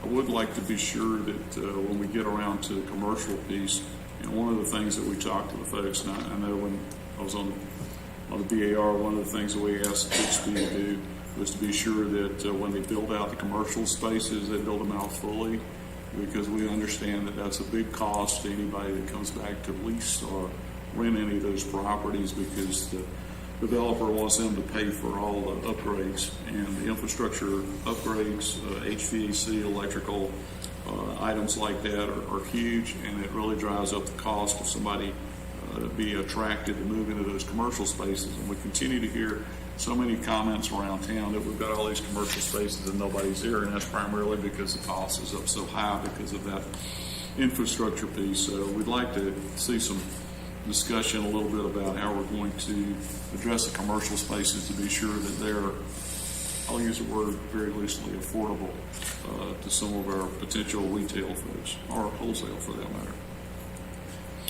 But just as a general comment, it's not in our purview, but we've heard a lot of discussion about protection of the adjacent properties. I will say that just as a general technical item, I hope you got a good geotechnical engineer to do the tieback wall and address the groundwaters out there, because I can see if you're going to drive a pile out there to put that tieback wall in, the neighbors are not going to be happy campers. And I can see the pile driving on the way with the tieback wall that's going to be in there. So maybe there's some setback that you could do to try to avoid some of that, but I can't see how you're going to avoid that. And that's going to be another issue, I think, later on. So we'd like to hear how you're going to address that too, I think. But I'm sure I've got all my items here, I think. And we won't go over the BAR items. And, we did talk a little, in a lot of the areas that we talked about, some open areas in the front. One of the things that we talked about in the BAR space, not tonight, but in previous conversations for new buildings, some art in the outside area, trying to make it attractive. If you're going to have an area where you're going to have folks to come and sit, especially in front of those retail spaces, you might have some art or something to make the area a little more attractive than just maybe some tables out here, some local art perhaps. That I'll pass. There. Thank you. I echo what everybody else has said, as well as the members from the DAR. I really appreciate the alterations and changes and modifications that you've made and really attempted to make it a more attractive development. I come back to a basic question that's been raised consistently and was raised earlier tonight, and we've raised it here. You know, for it to be a planned development, there's got to be clear benefits to the citizens. It's not a matter of compromising or making the most aesthetic building or putting in new parking spaces. It's what are the benefits to the citizens? We're going to have less open space. We're going to have more traffic. We're going to have more people in that very confined area, and I have to drive that every day. It's a disaster now, and we're adding 300, potentially 290 parking spots. Not that everybody's going to be driving, but you're not going to be able to make a left-hand turn.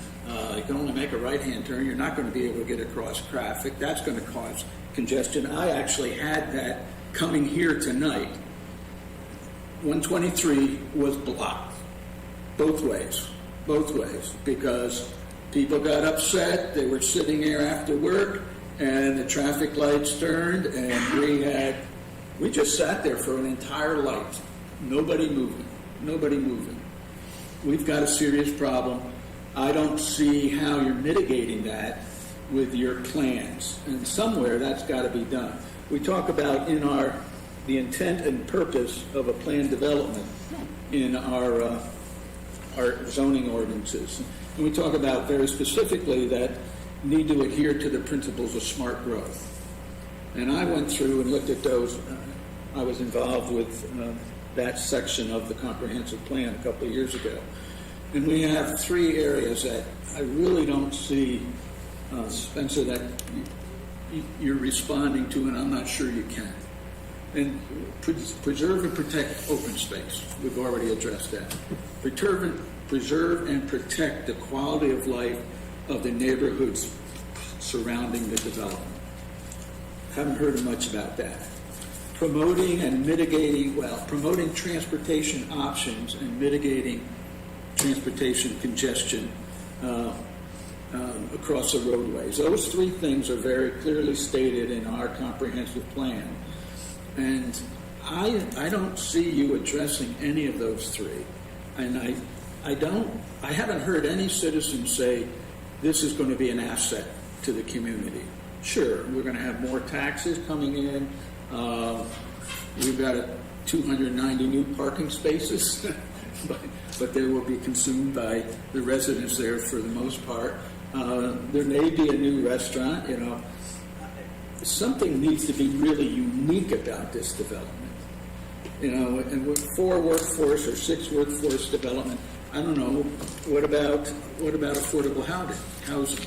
What about having a greater setback so we have an outdoor cafe atmosphere rather than just another group of commercial buildings that are going to be vacant? Maybe you could promote somebody really coming in and doing something very unique and getting a different feel and flavor. So people want to be there. They can sit there and relax. I don't know the answers, but I don't see your plans, and I really do appreciate what you've done, and I certainly understand the interest in doing this development, but I just don't see the benefits to the citizenry. And that's really where I come from when I'm looking at a planned development. I don't want to make a compromise to allow you to have this development, the compromise coming on the part of the citizens, saying, oh, okay, they've made some changes, they've improved it some, but ultimately we're going to have more traffic, we're going to have less open space, we're going to have more vacant commercial property, and that really concerns me because I've lived here for 33 years. the last 10 years, I've heard nothing but complaints about the development that's going on in the city. And sitting on this board, I think I have a responsibility to the citizenry. So I'll stop there. If you have any solutions, Spencer, I'm all ears. Thank you, Larry. John? I'll keep mine a little bit shorter, and it's a concern that I've addressed and mentioned from the get-go here is whether or not this problem, regardless of what it looks like, any infrastructure upgrades or anything like that, is this going to meet the legal requirements laid out by our code and the Enabling Act to be a PD? And again, it's 19502 permitted uses in Clemson City Code.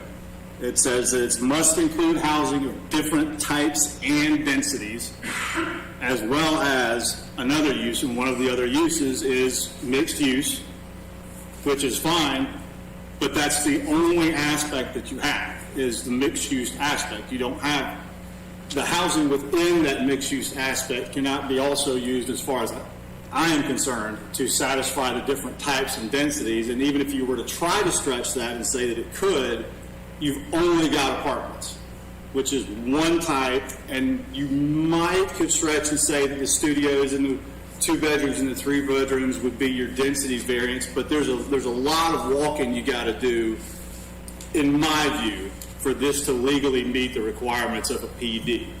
And that's my major concern, and I would love to see that addressed from your end and what you guys have looked at, because when I look at this project, I'm not here to nitpick what type of windows you have. We have BAR for review and stuff like that, and benefits that we can talk about, some push and give. If you guys had a rock formation at the corner and you say, I'm losing 40 units because I want to save this rock formation. Okay, we'll adjust your setback over here, something like that.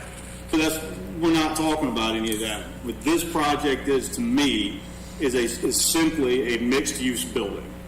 And this is a project that 100% could be built under current city code at 3 stories. And I get asking for the 6 stories. It's valuable land. Putting density in there makes sense for downtown. I just don't see this as a planned development project. I see it as a mixed-use project.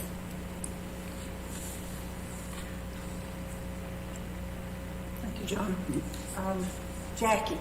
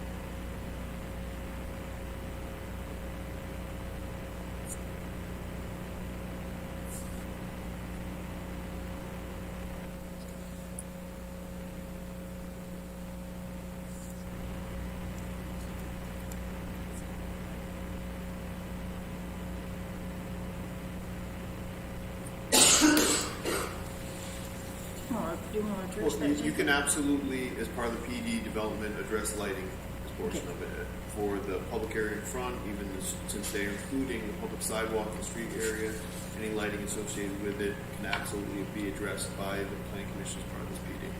I don't think that you're hemmed in from that. So I have gotten comments from several citizens, and you both, everybody's mentioned Hubbard Young, and I actually have a statement from Tom Teasley, who's the owner now, and I'd like to share that so it goes on record too. He said, I have two concerns. By the way, he's in Orlando at Disney World with his two little kids, so I guess we could excuse him for that, right? I have two concerns for the 412 College Avenue proposal. The first is the 0-foot setback on the southern side of the building. It would begin with removal of 10 to 20 feet of soil over the entire project. This would have to be a vertical cut, not graded. Once construction begins, there will be up to 6 stories of construction and all that entails. The 1 to 2 offset from the property line doesn't even allow for scaffolding and access. How will this process take place? The proposal consists of maintainable materials such as hardyboard, not brick. How will they access the building to maintain the product in the future? There will be an elevated pool and deck area 10 feet from my parking lot. How will my tenants be protected from potential flying objects? I believe that a 15 to 20 foot setback along the southern border would allow for adequate space to grade and allow access to construct and maintain the property in the future. Much comparison has been made to Bixby next door. I believe a similar setback would work in this situation. I think that the 412 setback combined with my setback would allow for adequate green space to give privacy for the pool and coverage for the length of the building. A second note from the proposal shows trash pickup coming out on College Avenue. This seems like a poor use of space considering there's an alley connected to the property. The alley is currently the area for collection for properties in this area. It would seem beneficial to continue the process and not have waste collection on our main thoroughfare in the city. As a community member, I'm fully aware that the Uptown area will be developed. My vision for Uptown involves a vibrant city center that people will enjoy visiting. I would like to work together as a community to find solutions to benefit everyone as we focus to achieve this goal. And then I have talked with several horticulturalists / registered arborist, and so I have some comments about trees. But before that, I wanted to talk about these renderings, because the 4 renderings of the final product show lots of big, beautiful trees framing it, and I think somebody on the BAR mentioned that. But are the trees really there, or will they ever be? Is it unrealistic? The view toward downtown shows thick foliage past the building. This is not the way it would actually look, because you will be able to see the youth center and what's before that even. Because the trees don't go to the road all the way down. So it really is setting it up to be misleading. And I learned a new term today, and I'm asking this question. Is this a form or an example of greenwashing, where they're actually planting all this green stuff around it that makes it look like something it's not and won't be? So it is defined as a form of advertising in which green PR and green marketing are deceptively used to persuade the public that a project is environmentally friendly or to improve public perceptions. I have concerns about the way those were presented and not actually seeing what is truly going to be around this building, because it does minimize, to me, it minimizes the look of the impact when you see that building that you think is really big, and then you see all this greenery around it, and it's like maybe it's not, maybe it fits in. So regarding trees, I talked with, like I said, 2 certified arborists, and I shared with them the list for trees for areas around the dog park and the pool. And keep in mind, these are above concrete, because that whole thing is going to be concreted to have the parking garage underneath. Will these be container trees or planted in the ground? What is the depth of soil in these areas given the parking garage and concrete? A minimum of 3 feet of soil is recommended. but roots can force their way into concrete and cause breaches, and will they do that so that it cracks that concrete and then compromises the building too? I just question that. And if artificial trees are planted, doesn't look like it on the plans because there's actually species listed, but if so, those would not count toward the canopy requirements. And this is from Tony Tidwell, who is our certified arborist. According to our recent tree canopy mapping, the pervious surface is very high and canopy coverage is very low in our downtown watershed, and it is approaching unhealthy levels. We need to look at ways to address both in development. And then another one who's a certified arborist said, the soil volume and soil quality are critical, as is the surface area for trees to actually mature, thrive, and be stable.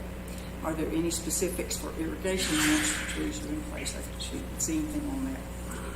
Are the trees on surrounding properties in danger? A significant part of the root system spreads under the alley and into neighboring properties. This will impose a significant loss and cost to neighbors when they have to pay to take down their dying, dangerous trees caused by the construction. It may take a few years to be obvious, so developers tend to avoid dealing with it, but there's plenty of data to support this problem. The rear buffer line, with the width it is right now, and it's even more confined than I thought it was when I was talking to them because of that, the fence and everything, but it will provide nothing for 10 to 20 years at least. And then from what I was hearing earlier, I don't think it will ever mature and fill up like that. I mean, to cause it to provide any kind of screening. Let's see. It may take a few years to be obvious, so developers tend to avoid dealing with it, but there's plenty of data to support that as well. I'm sorry, I'm on a different one. So this one person recommended a bare minimum of 20 feet, preferably 30 to 40 feet for that rear setback to allow for appropriate growth and development of green space. This undisturbed area should be planted with a mixture of evergreen species that will provide diversity, density, and long-term health for essential plantings. One that with time will make a difference in sustaining home value thanks to viable visual buffer.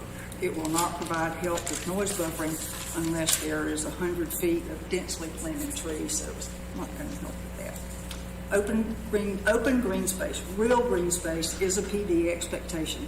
Providing a wide natural area along the back will help meet that. And then any plans would have to be approved by the city horticulturist.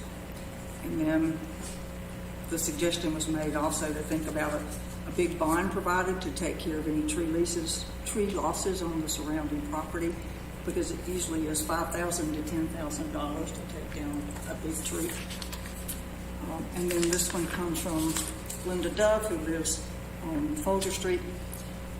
She's asking, what is the improved design, character, and quality for this proposed building and layout?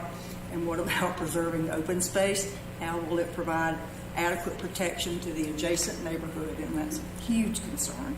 In both presentations, I have not seen a design that would warrant a good reason to allow this PD.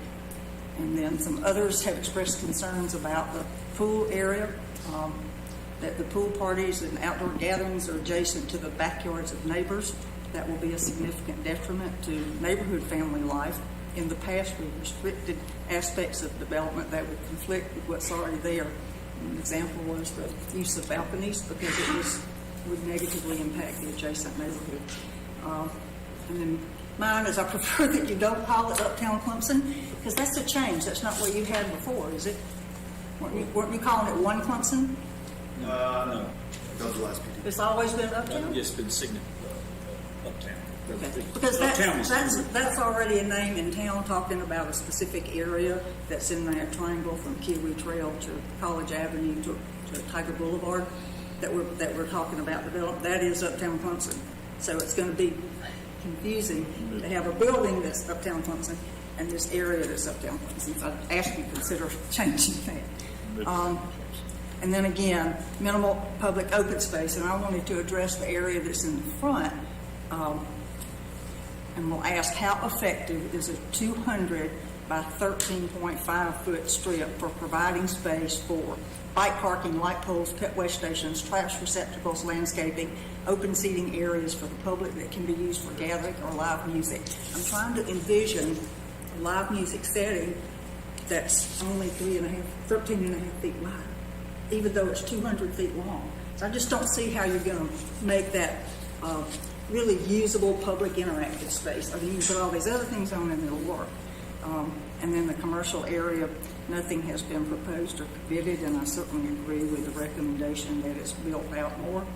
And then the workforce housing units located in the back of the building, that doesn't seem very desirable because you'll have to go through the whole building to get to it.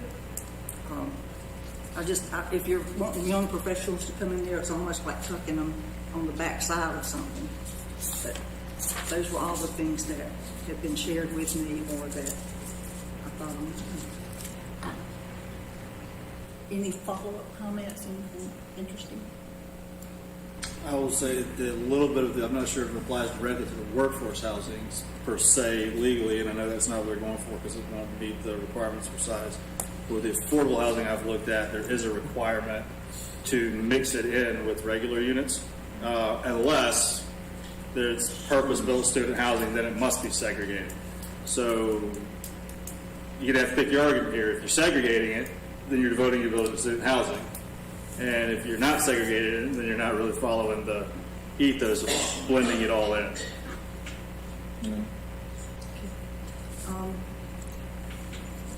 Do you want to respond? Where do I start? I think the only thing I'll kind of say, I think, try to take to heart, We'll try to take to heart some of the comments both we heard tonight, both from you guys, from the Planning Commission and the Board of Architectural Review. I think, as you guys mentioned, we have a little bit of work to go back and see what we can kind of do to continue to improve.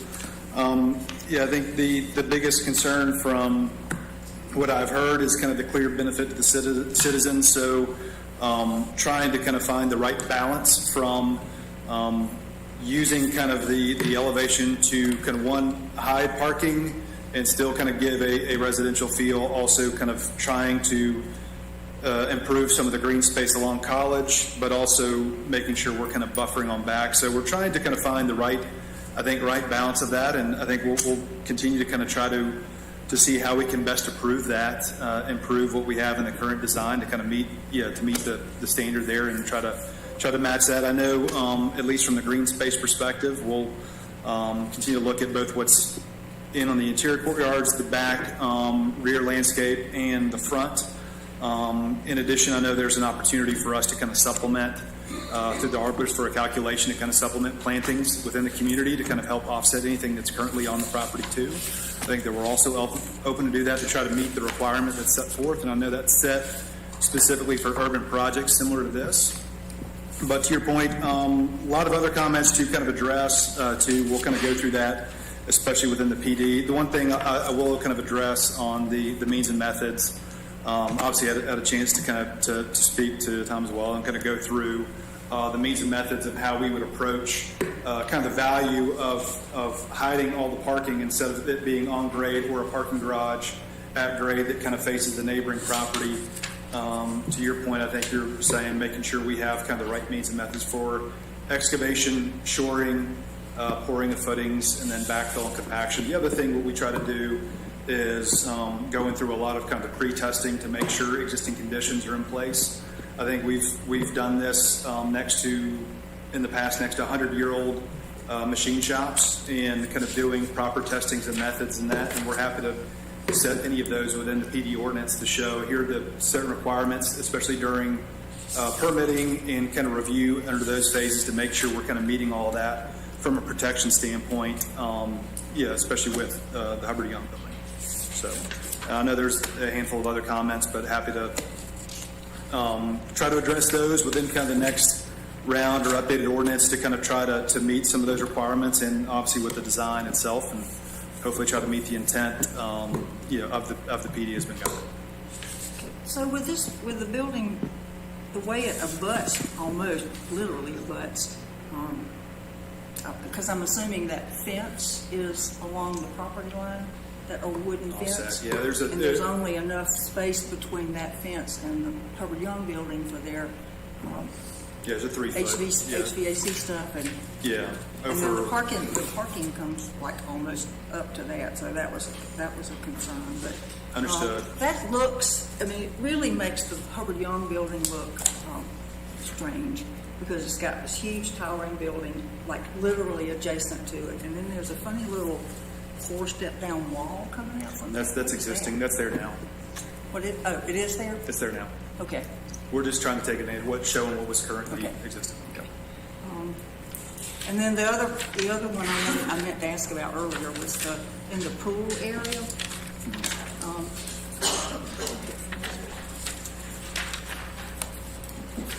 One of them had a little.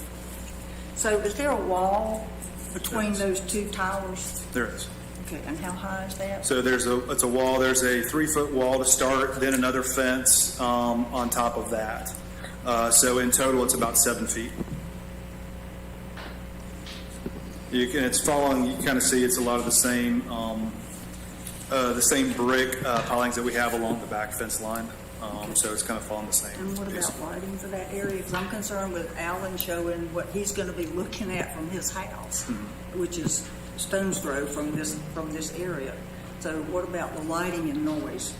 Typically, you have. Well, that's why we try to point it more towards the commercial space as opposed to back along the neighborhood. But lighting itself, it's typically down lighting that you would show within, as opposed to flood lighting occupying the entire space with your typical like landscape lighting and low voltage lighting along that space. But from that perspective, what we're trying to do is kind of that barrier, that 7-foot barrier and screening to kind of show us kind of the buffer from that area looking at the Hubbard Young building as opposed to looking out on College Avenue. And then will there be an exit from that area, exit out to the alley? No, ma'am. No, ma'am. It goes straight back into. I don't see how you would, because it's right on the front. So basically then, there's only one entrance to the apartment complex, and that's from College Avenue. Correct. It's right next to the shoe store. Yeah, that's just. Yeah, but I'm saying in the rendering. It's really the bottom of the glass elevation is the entire entry into the leasing office beyond the access points off of the parking garage at each level, at each floor. Laying all the exterior lighting in the past for any of our developments in the recent past in the last 10 or 15 years, we've always asked those to be dark sky compliant. You say that again, Chris? Dark sky compliant. That's a industry standard for external lighting, which basically says you don't have light extending outside the property line as well as restricting it from the sky. Duke Energy provides a support for that as well as some of the other industrial applications. We've used that Duke Energy product Yeah. on other projects. So. And you mentioned several times about matching the height of the Bixby. Where did you get that? I mean, why do you think that's what we want? Well, it's, again, kind of trying to, the goal is not to eclipse above that. I think what we're trying to kind of find the right balance with hiding as much of the parking, hiding and limiting any access off of Knox, especially from the scale and kind of the commercial aspects at the front from kind of the, up to 30-foot or 27-foot setback. So with that, it got back to, balancing the parking that can kind of be hidden for the 2 floors and then up the house. So from our perspective, it kind of gets back to our mind kind of the right balance for that. And then we try to kind of combat that again with a lower density, even though it's kind of a similar size and scale, but lower occupant load than what you'd see across the street, and a different kind of different unit and type than what you see as opposed to being predominantly 4 bedrooms and trying to have a mix of kind of, again, the different unit types within there to have a little bit less density. So it comes back from the balance of excluding students and excluding what that would come with and trying to fit all of that ultimately within what's economically feasible too. I have a question. on the renderings, sort of in front of the supermarket or the large, tall, gray structure, there looks like there's a driveway. Or, I'm trying, is it, I mean, I'm looking at it. Do you want, right in front of the supermarket right here. Do you see that? Yeah, that's the main entry point to the building, which is the main entrance there. Looks down. So this isn't the main entry point? That's the service portal. Okay, okay. No, the main entrance is down here. She was asking what's the Okay. main part right there. Do you have concerns, comments? Anything else? I have a question. In December, there was a 10-foot setback on both the north and south sides. I asked at the time, I believe you said 10 feet. I believe one of the city guys have checked the plan. There was a 10-foot setback. How much building has changed or what was wrong initially in December? It's probably wrong initially in December. I think I misspoke on that. I thought it was 10, but confirmed it was 3 feet on the building side. Okay, so, are y'all ready to vote on this? Are you gonna do some things and come back to us? Actually, we're gonna schedule some sort of workshop, so. We'll put together, we'll coordinate it, staff side, and let everybody know that we'll put something together. So while we're scheduled, or at least it says on the agenda to vote, we're gonna postpone that. Table or anything? And let him come back. We have to do that formally. Table it? I think that just make it clean, get a motion to hold a future workshop to review. Okay. Just to clarify. Do I hear I move that we hold a future workshop to consider this further. okay, second? Second. All in favor? Jackie? Okay, all right, so that's Okay. where we stand. Thank you. We'll see you next time. Next on our agenda is advisory items, and we have no advisory items to discuss tonight. And then a discussion item, proposed standards for rooftop canopies. All right, Jacob, do you want to present? Yeah, I'll just handle this one. So we had a local business come to us requesting amendment to the ordinance to allow for rooftop canopies to exceed the height standards for the district. And so we drafted up an ordinance, and that is what's proposed in front of you. We don't have copies of that. You guys ever have copies of it? Yeah. I got an email copy of it. Yeah, it came out separate. Yeah, it came separate. Okay, then I don't have it with me. This is the one that says it can't go up. There you go. Well, it starts off with the definition of rooftop, of canopy, and then it goes into saying that it's a conditional use in all districts. And then the conditional uses are design, placement, anchorage of the canopy must be certified by an appropriate licensed engineer and may be approved by the building official. Walls are only allowed to be up during events and can be installed no sooner than 2 hours before an event starts. It must be removed 2 hours after the event ends. The walls are honestly staff's biggest concern, both because of visual appearance, making it basically just look like another story, and just how they're attached really makes us worried having something like that with the walls on top of the building that could blow off. So like that's very scary for us. But the canopy design and appearance and installation location must be approved by the Board of Architectural Review. And then farther on the ordinance is there's several things that are exempt from the maximum structured height, and this would add that as being exempt from the maximum structured height if it's if it meets the conditional use standards. And with that, I'd love if we want to have the entity who is asking for the ordinance to come on up and give their justification and opinion on it. That'd be great. Can I ask a question before we Sure, get that? absolutely. Or if anybody else wants to as well. So when I think of canopies, I think of tailgating tents and pop-up things. And you're talking about putting up walls? No, well, we're talking about one of the requirements is that it does not have walls, no permanent walls at all, but it under the definition, if you go to the definition, it cannot have walls, cannot have permanent walls. But that doesn't make sense. Then it says walls are only allowed. We talked about fabric. Only allowed for that. Temporary walls. Okay, then. So if it's gonna rain that day- We need to add, No, it is. It's in the definition. Because I'm reading what's down here. Okay, well, if you read through It the says definition. Walls are only allowed to be fenced. I understand. But if you read I get that, but it seems to me like it should say if they're two, if they're two. well, I mean, I think it's applied under temporary. If they're only allowed during events, then they, by therefore are temporary because they have to be taken down after the event. Yeah. And put up for the event. So they can't be there in between events. Right, So, yeah. right. Okay. Jackie, do you have thoughts or concerns or questions?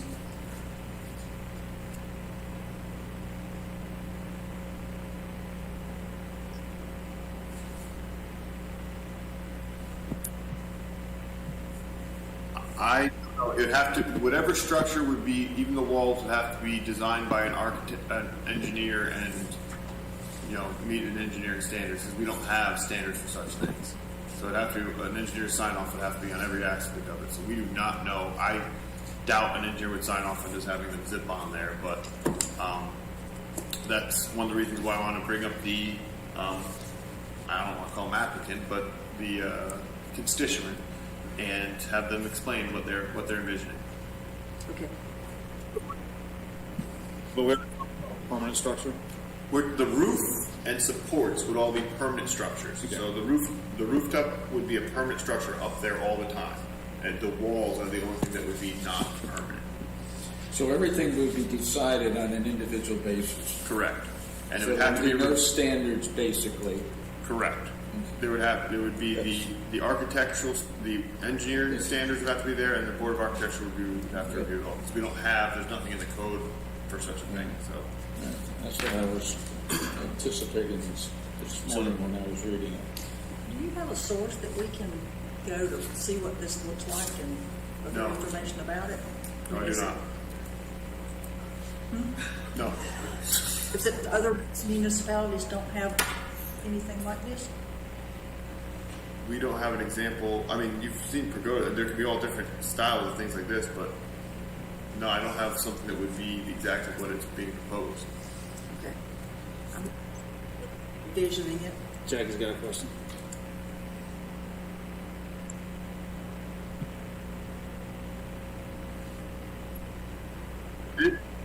This would apply to any structure, so it could be used for any of those things. It could be on top of an apartment building. It could be on top of a single-use residence.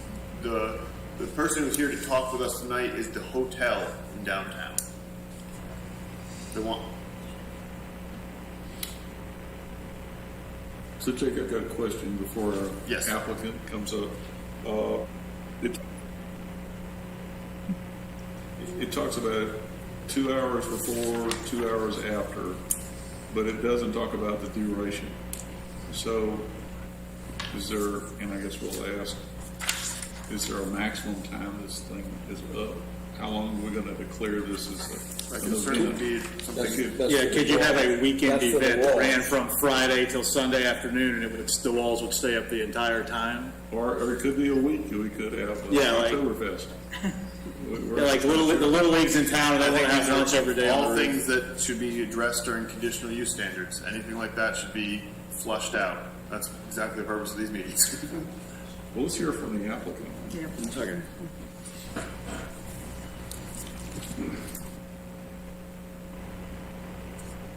Yeah. Yes.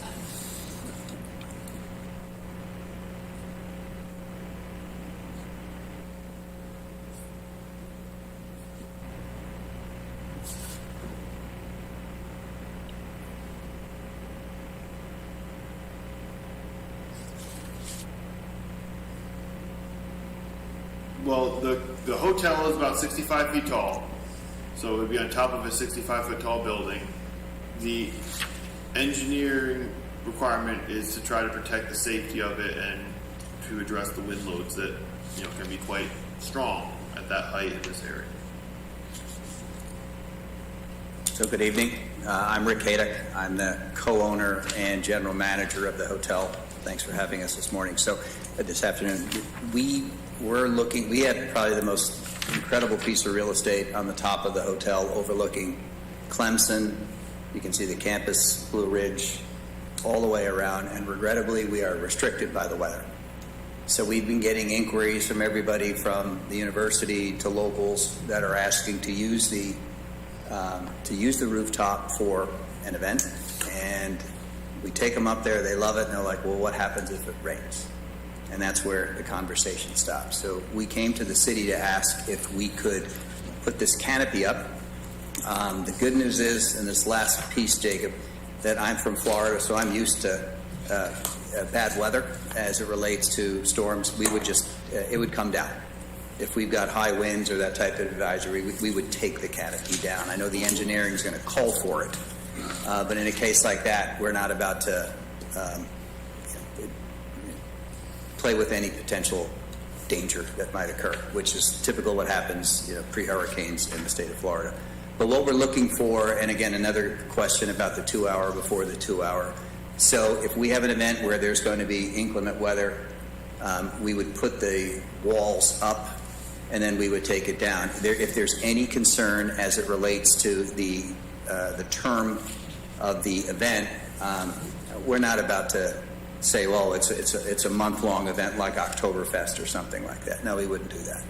So however we would set that up, we would comply with it. We're just trying to use this incredible asset that we have, not only for the hotel, but I think for Clemson, and to be able to use it during that period of time of inclement weather.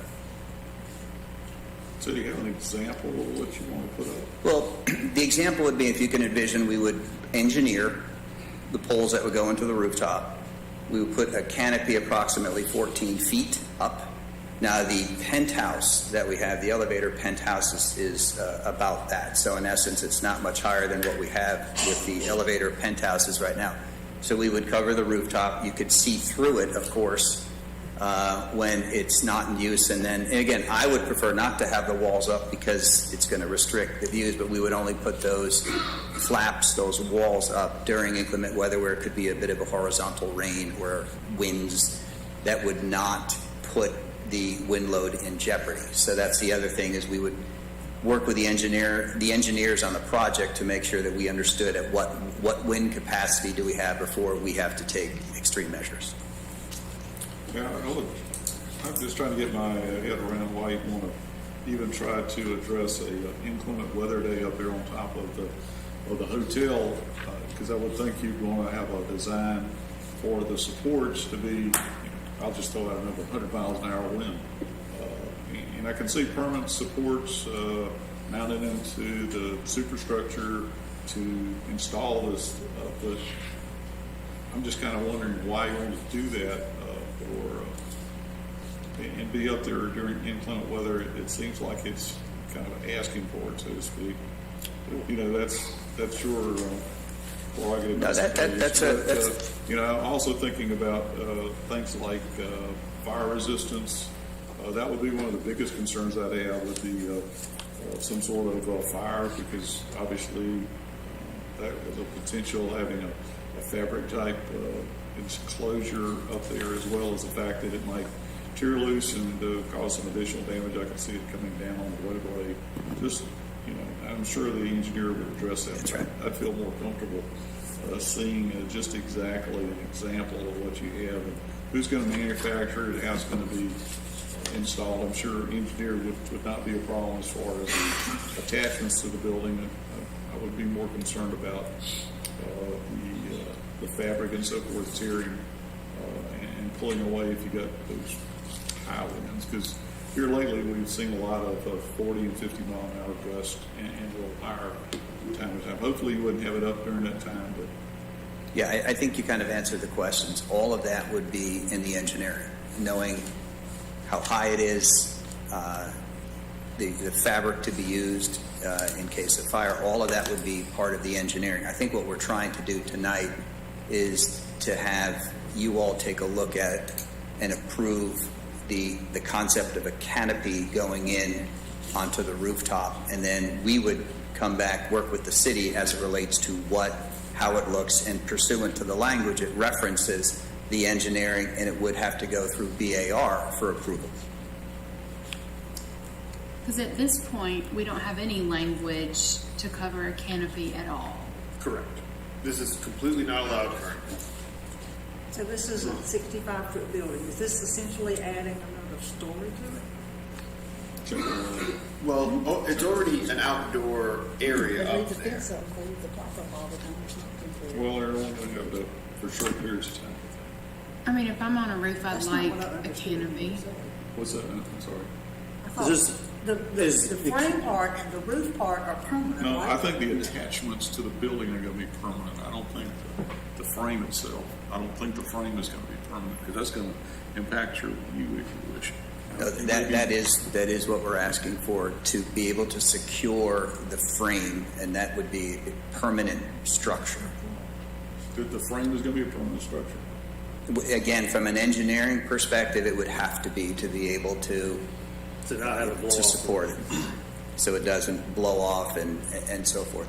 Yeah, I don't think I quite understand that, because, you know, I'm on board with the attachments. That's not an issue. The engineering piece is pretty straightforward with that, but leaving up the frame just kind of seems counterproductive to the whole concept. In my mind, I would be wanting to put the frame up at each individual timeline. I'm not exactly sure how that would look, but I would. But if the I just sun don't is see it. out, a canopy would be nice. Right? Well, I mean, 'cause whether it's a whether rooftop. it's sun, I've referenced inclement weather. If you think about an event in the fall or in July where there is demand, I know it may sound funny, there is demand, and there needs to be shelter from the sun as well. So what we're trying to do is put a canopy over that rooftop that would allow us to be able to use the rooftop. And for example, if you all wanted to book a reception a month from now, we couldn't do that because we don't have the backup space, but we would then be able to do that and have that incredible space utilized by saying, in the case of inclement weather, if there is a force majeure event such as a named storm or something, then of course we wouldn't be up there. But as it relates to sun, wind, rain, cool, that is what we're trying to do, is have that canopy on the rooftop. It would be on a permanent frame, and then the language reads that we would have the sides only if necessary, and they would be up 2 hours before, 2 hours afterwards, so that wouldn't be a permanent thing, but the canopy would be. So it would be a permanent 14-foot increase to the building, essentially? I think that's what Elaine was asking. It would essentially be a 14-foot permanent increase to the building height. Well, I guess what we're saying is we're trying to put a permanent umbrella over the top of the building. Why not just So build a what's the- permanent structure? That's what he wants It's to do. well, one is because we're at the 65 feet. Because that's a bigger ask than a canopy. Well, we're at the 65. Yeah, we're at the 65 feet. And again, what we're trying to approach this as, it's not an additional floor, it's not an additional story. It's simply putting the permanent frame up, putting the canopy over, so that we can enjoy the rooftop. What would be the size of the canopy, like dimensions? Again, I think we'd have to leave that because we As haven't. big as the building? That's what I'm asking. I guess it could be, but I'm not sure that's the right thing to do from an operational standpoint. Because we also have, if I may, we also have a limit of 125 people, which we have committed to from day one on the amount of people on the rooftop. Did they give a variance for height? No. Okay, I know they did something for a variance for something, right, when they built it? They applied for a variance from the VAR step back, but were denied. So we're discussing whether we believe that it's okay to have a canopy on a rooftop. Then it's going to be conditional. And What you he guys- brings to us will be conditional. Like, we will talk through that. Well, not exactly. Okay. So you guys are going to set the framework for the ordinance, and you can put in the conditional use standards, whatever you think it has to be, all the check boxes that have to be checked. Right now, we have the Board of Architectural Review as the entity who would review it, not your board, just because it's kind of more in their wheelhouse. But if it's changing the height of the building, that's why it's here. That's why it's here first. That's why it's in front. You guys have, it has to get, the ordinance has to be put in place first. They cannot apply currently. You guys would have to set what you think the ordinance should be, what is reasonable, or if you don't want it, you can absolutely, recommend denial, and then it goes on to the city council and they plead it there, and, we'll give a negative recommendation. Or you guys can set standards and however you want to do it. But so right now we basically put the framework of the ordinance together, and that's why we're here for discussion. And I already got some good notes, some things to add, and but anything else would be very helpful, and you can email us any ideas you guys have or anything, and then we'd come back to you guys with a formal one for a vote. Once we kind of feel that the ordinance is where you guys want it to be. I don't want to leave Jackie out. Do you have any more comments or questions, Jackie?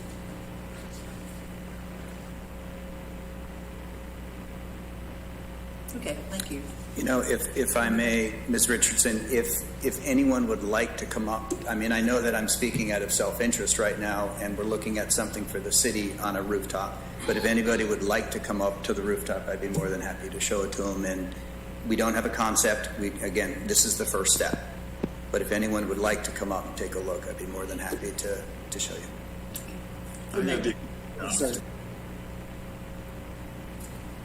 I'm sorry? When would you entertain that? Coming to see it. Anytime. When would be a good time? Hotel never closes. Anytime. Day or night. Anytime, Jackie. I look forward to it. I think that's a good idea, but it might be more helpful if we see what you bring forward. And that's where, again. No more than three at a time, or it's a quorum. Okay, well, we can do that. Thank you. But what we're approving is for canopies in general. Correct. This is because I'm like, Shepherd Hotel's awesome. They can have a canopy, but we're actually. Yeah, this would apply to anybody in the city. This isn't just them. This is saying that anybody in the city could apply for this. Yep. So, like, if I had a flat roof on the back part of my house and I wanted to put a canopy, deck it out, I could apply for that in a residential neighborhood. There's not residential. I'm sorry. Okay. Right now it's limited to only commercial, and we could set it not only allowed in certain districts. If you only want it in certain districts, you can. Right now, it's conditional use across the board in all commercial districts. We did not put it into residential. Did not catch that the first time. I was a little concerned about it because I didn't catch it. You were like, it applies to everybody. And I was like, yep, I see that. I really don't want to see that going up next door. Anybody from the public want to address that, want to speak to that?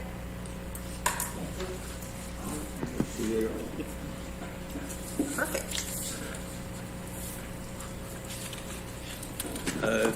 Thank you, Commission. Nathan Shaw, 205 Tabor Street, Central South Carolina. Even though it's a central address, I'm still within the city limits. So I just want to say I've actually been, these are actually used quite often in, I've been on some hotel rooftops or sub-rooftops in, Charlotte, things like that, where aesthetically they're built into the context of a structure. And so I know for myself, if trying to evaluate what things to be considered is really proximity to edges. Does it fit into the overall aesthetic of the building? Not an applique like, a party hat. And so if there was another entity evaluating the aesthetics, then really making sure that fabric of unity of look would be extremely important.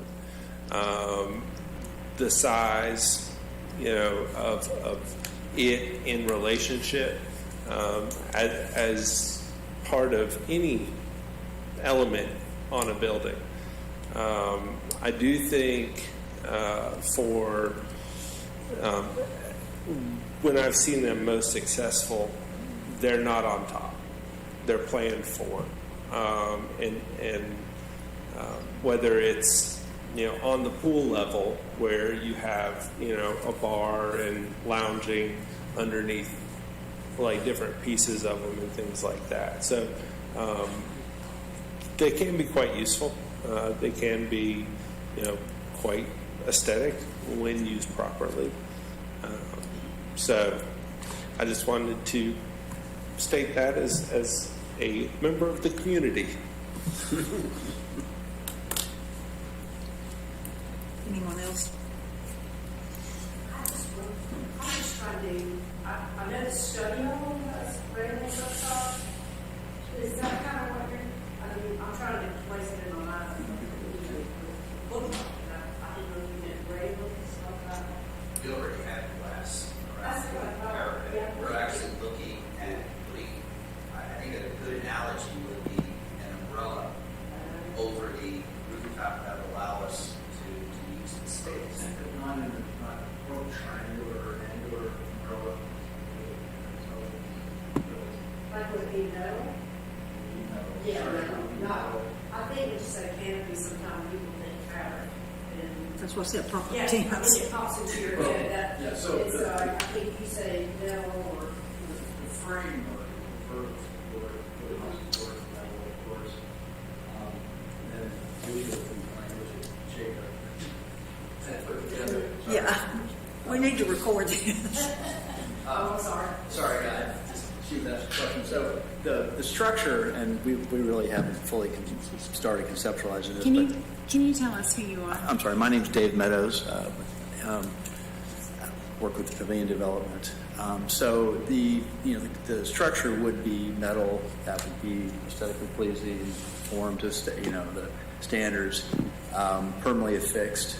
But the design of it, the shape of it, the structure would have to take on some degree of the complexity of the building. So it becomes a framework for what is canvas, metal. I think you, in your proposed language, you had both canvas and metal, I believe. Yep.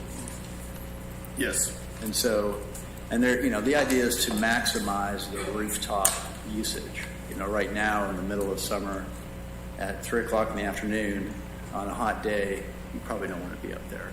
And so a canopy structure would allow us to control both the rain and the sun and give us flexibility to open it up perhaps. And even maybe, part of the concept is have retractable awnings so that you can actively keep it open at times, but then be able to pull it back and say, okay, well, when it rains, I can create the cover and be able to stay up there until it quits raining. And then the sides would be part of that overall program. And mostly probably something that rolls down or slides in that, it can be taken apart quickly, rolled up quickly, etc. So what you're describing, basically, we could have an event every day. 2 hours before, 2 hours after, roll it out, roll it back in. So it could be daily. Well, if you were booked solid with events throughout the summer, then that thing could stay up all the time. Well, as a permanent structure, yeah. The structure. Well, with the sides, and everything. I know you're saying it's got to stay up, be up. Can't go up. The sides can't go up 2 hours before and got to be down 2 hours after. But if you've got an event from 2 to 4 and an event from 6 to 8 and an event from 9 to 11, then that's all day it's up. And if you book that out through the summer, then that's 90 days in a row with sides basically up except for at night. Rick address that. Yeah, that hypothetical would be a hotel guy's dream. It doesn't exist. Meaning, there's not that level of demand. Would it be a problem then to add into that there's a maximum time of usage allowed? In other words, you can use it X amount. You can have your sides down along with the wind and rain restrictions or whatever. 40 hours a month or 10 hours a week or something like that. Well, that's always hard to do because, again, if the weather's nice, they're not down. Meaning, we have the cover from whether it's sun or rain or whatever it might be. Those sides are only there when it's high wind, winds or like a horizontal rain. So, again, we want to comply.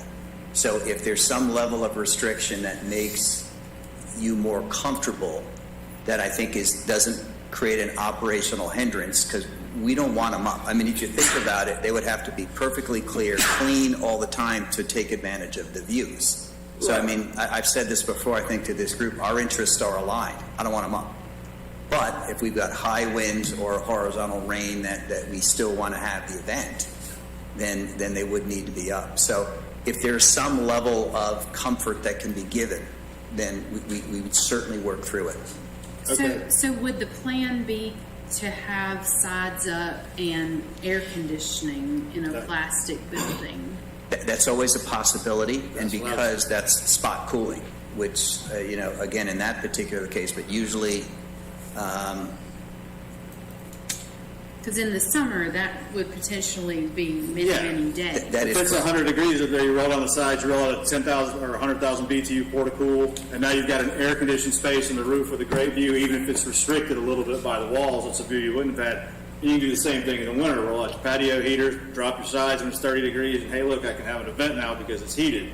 Yes. And that's not inclement weather. That's just, well, it's 40 degrees and it's chilly, so let's drop the sides and let's do that. And those are some of the days where I was talking about, and I get what you're saying. Sure. Clemson's big tourist, but we're not booked like that yet.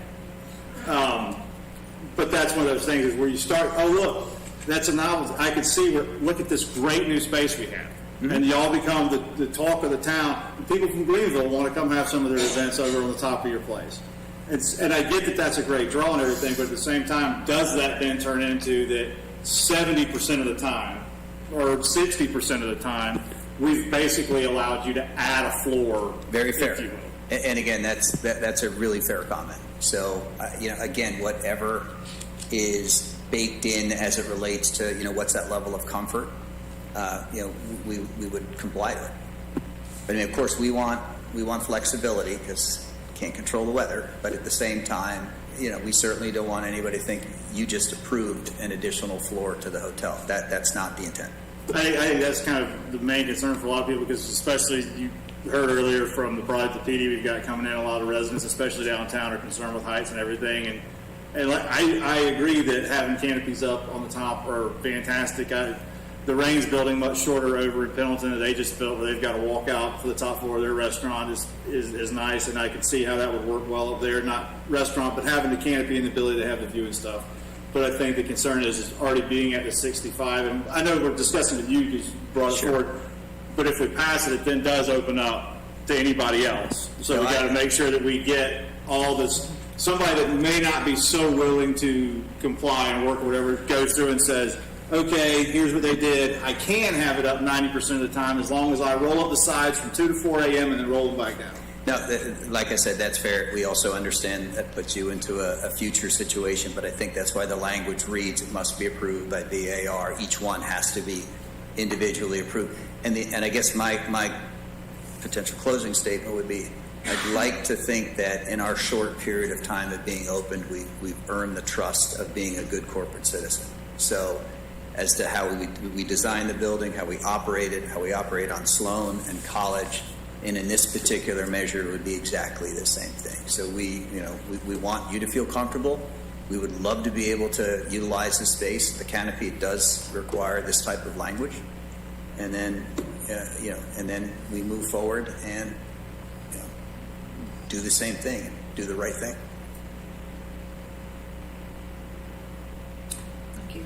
Other comments, questions? Jackie, anything from you? She's ready to go check on the rooftop. She said she's ready to go check on the rooftop. Sorry, Nathan Shop again. One point, just wondering, and this may be a question for Jacob. If such a structure was allowed, would variances come into play when it dealt with height and things like that, which offers a level of protection for you all, because there's certain very specific requirements that variances have to pass. And so whether if for example there was a tall building, whether it's a hotel or any of them, and they wanted to put something on top that still exceeded, I think that would offer the Planning Commission,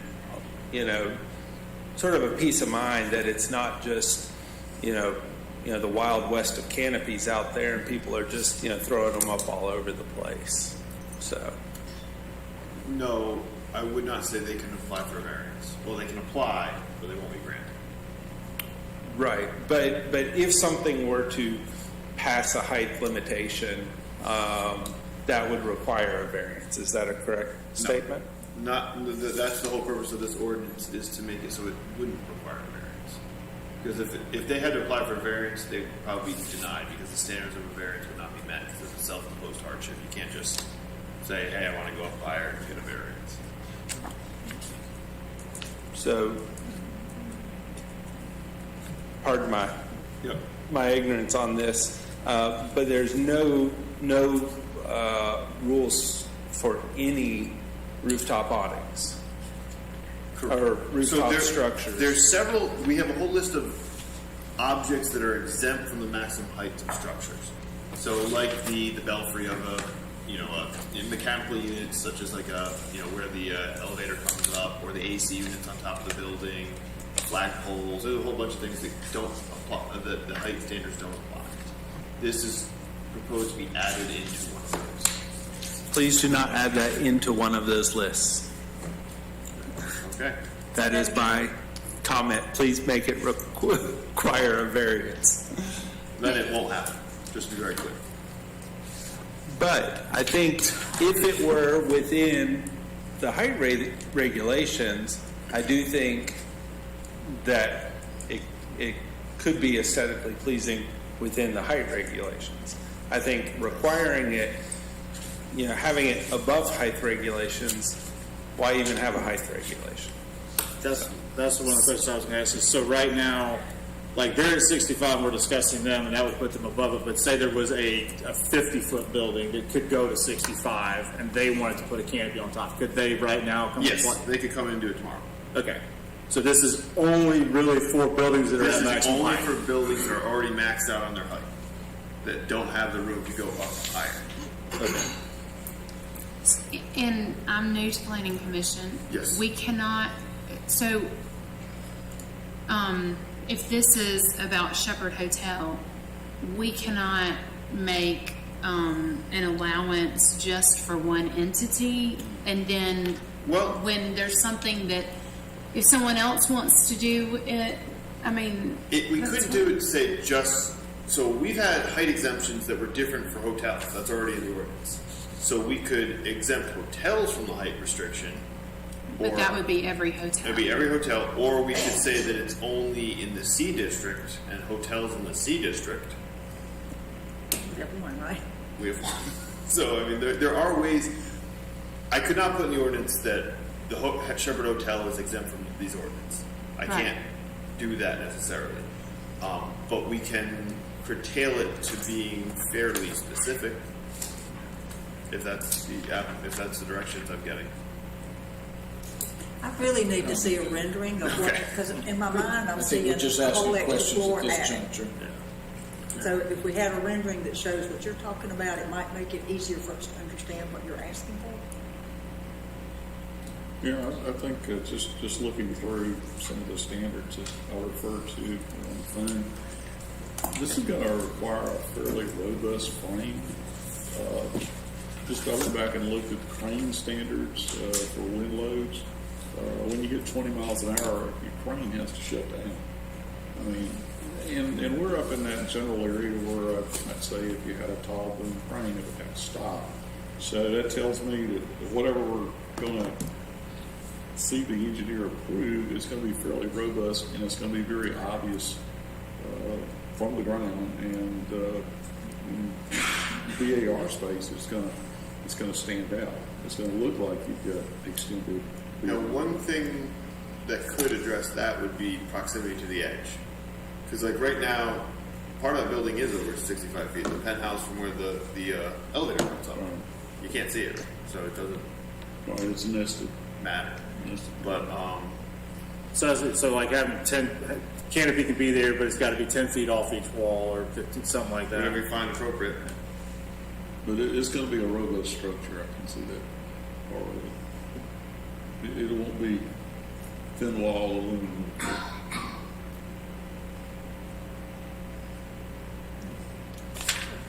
It's going to be structural bolts and some pretty heavy pipe, I'm guessing. So it will be a structure on top of the structure. You just need to understand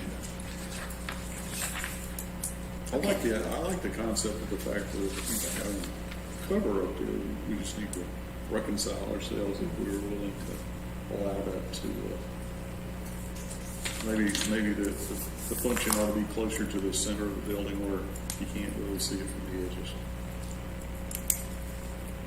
Any other? And that might be more acceptable. You want us to update, add in, bring it back, what? We haven't told him no. I think it has Lots of merit. I questions. think it has merit to discuss Yeah. and pursue. I like the idea generally.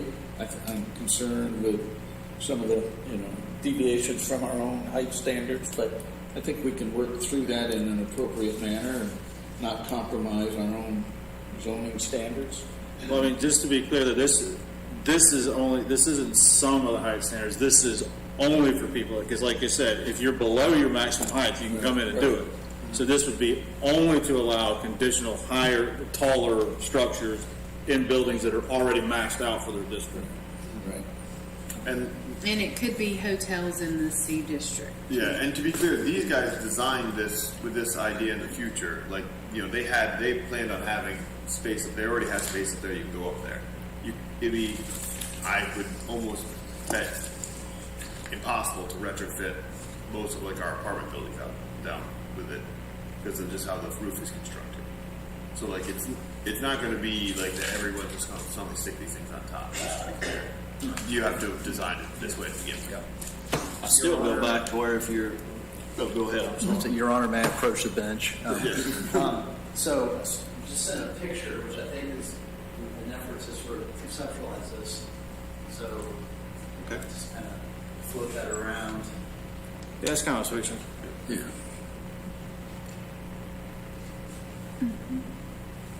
That's the general idea. There's a way to control the sun. But a robust structure certainly is like. I was thinking more of a metal roof, and that has fabric. Probably both, quite frankly, in a lot of form. But that's just to help conceptualize one. The least restrictive, yeah. It kind of looks like it's retractable as well, where it just slides. That's what I was saying earlier. Oftentimes, bright sunlight, that is desirable, but sometimes it is, in June, July, get some shade and be able to stay up that. Hopefully that helps. I could almost see building a structure like that where you could essentially have it on some sort of a track where you could maybe put it all the way up to one side or the other and then pull it back out. That might be. That is essentially how that. That might relay some of our fears about the permanency of what we might see. Maybe that and a combination of putting it in the center. But I can just kind of see a concept where you could lock it down. You have the ability to do that on track or something like that. Sort of to your point earlier, so you got to think it through, but with the more permanent metal roofing part of it, it would be more toward the center. You get the shade. Right. And then on the outer perimeter where you've got the retractable portions of it, lessens that impact visually from the street, things like that. So it's something like that that would blend those two approaches together. I would think that most people that went up on the roof to have an event of sorts would like to have the periphery around the tent where they could step out and look out, and it would be restricted from the overhead. So I think you got to, kind of mirror some of that. Pull that back to some degree, and because we do have the glass railing up there now, we effectively will have to maintain clearance. But you wouldn't want to get too close to that. Exactly. So there's going to be 3 feet, 4 feet. That's probably will have to be there already. So that'll help bring that back in the street as well. So maybe an industrial grade sunbrella is what we're looking at, basically. There you go. You can build those over in Anderson. Okay. Yeah, so it's an apt description to some degree. It's got some adjustability, and then we can adapt, change it according to the rain, sun, use. Jacob, so if we create and approve something like this, Yes. it's all the way for final approval. So, let's use the brick house that's on 93, that's essentially a fraternity house, adjacent, almost next to, The gas station. Abernathy. Yep. Okay, so they're under the height limit for that district, right? Yep. Okay, so if they decide they want to put a canopy on top, they don't have to get any approval from anybody, they just do it?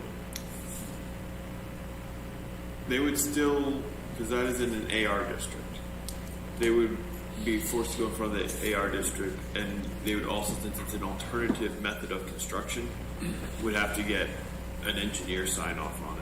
But you see where I'm going with that? If we put this in there, and if it's under the maximum height for that district, then they can do it automatically. They can But they already, don't have no, to. they can already do it without. They can already do it. They don't have to wait. This only applies to structures that are already at the maximum height. Right, I get that part, but I'm just saying that, It doesn't change anything. They could come in tomorrow and do that. Whether we approve anything or not. Yeah. Doesn't give them any greater access. But the thing is, it'd be or less. very tough for them to physically do it. But yeah, theoretically they could do it. So should we not cover all of them if we're gonna look at rooftop canopies anywhere? Yeah, you can say, well, no. So Not just now, ones with that- the creation of this, a rooftop canopy will have to go in front of the Board of Architectural Review and have to meet these standards. It can also go above the height. Right now, there's nothing to, so if somebody's coming in right now, they can just do it because it's not in the ordinance. So there's no conditional use standards. As long as they meet the engineering If requirements. they meet their engineering requirements, I mean, we can hold them to that and everything. And So they do have to get a permit or approval to do it. yeah, if it's going to be if there's going to be Build a it, yeah. permanent Yeah, structure build it. portion of it, yeah, to build it, correct. Thank you. That was where I was going. It jumped out of my head. So I know there's a big thing because I see them cars parked in temporary structure versus commercial. So we're talking about a permanent structure right now, allowing that or not. Are temporary structures currently allowed?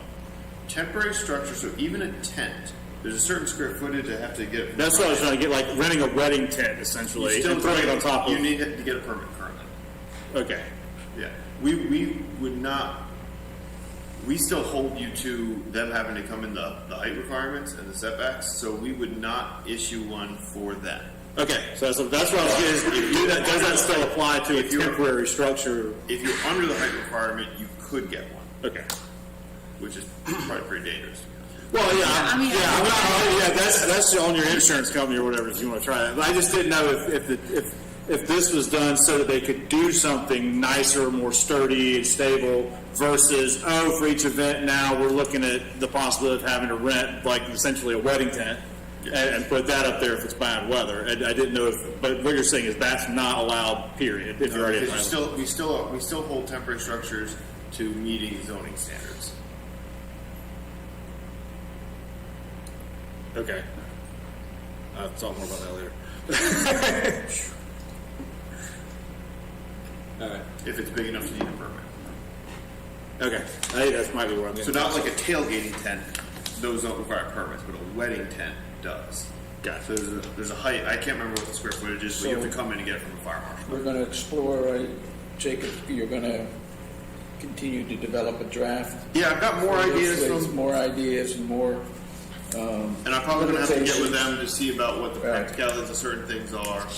Yeah, because I don't want to get it so like when I was talking about maybe they're leaving some of the fears of doing like, you can have the sides up X amount. If they're like, if you guys put an hour limit, it doesn't work as well. Like, But I don't want to see one that's so restrictive it's not going to benefit it. Yeah. Right. What I'm hearing is that people like the idea, but they're concerned about the aesthetics and safety.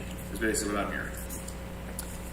And concerned about the next person that wants Yes. a canopy. Oh, yeah, exactly. Because, I mean, we can all envision this, and this is great, but the idea that we're creating something moving forward. And I guess one other question is, because ordinances can always be amended. as a trial, do we want to do it just for the C district for now, just to get our feet wet and just because Yes, why? Just so we don't have to have as many things to worry about, just for now. Okay, that works for me. Yeah, I think whatever we agree on needs to be durable and where we can move forward. And if we become very comfortable with the standards, a couple go through and we go through the BAR and everyone's like, okay, this is a good working model. We can, expand it. Or if somebody else comes to us and does another hotel in the CM district and says, no, I really want to do this, then we can talk about adjustments. That's what I'm saying. Is I feel like if we allow this, and like I said, I'm for it. If we allow this, it's going to be from now on. Everybody building to the top is going to build the top where they can then add this canopy on top. Yes. And that's going to be, and it's not necessarily that's a bad thing. But I'm just saying that if this standard goes in, then any building that comes in that's at that max height, it's going to get a canopy on top. So we're essentially just also discussing, do we want to increase the height of buildings?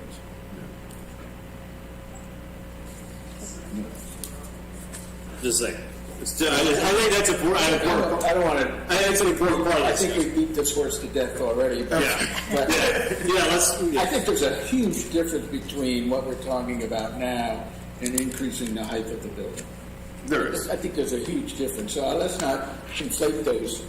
And I hate that word. Why did I use it? Let's not combine that discussion. We can do that another night. Yeah, it's about time for dinner. All right, so do you have anything else to add or any questions to ask us before we leave this topic? All right. So we are now to staff reports. Art? And we have a staff report separate. Okay. It's too late to think of anything. So any questions for the non-report?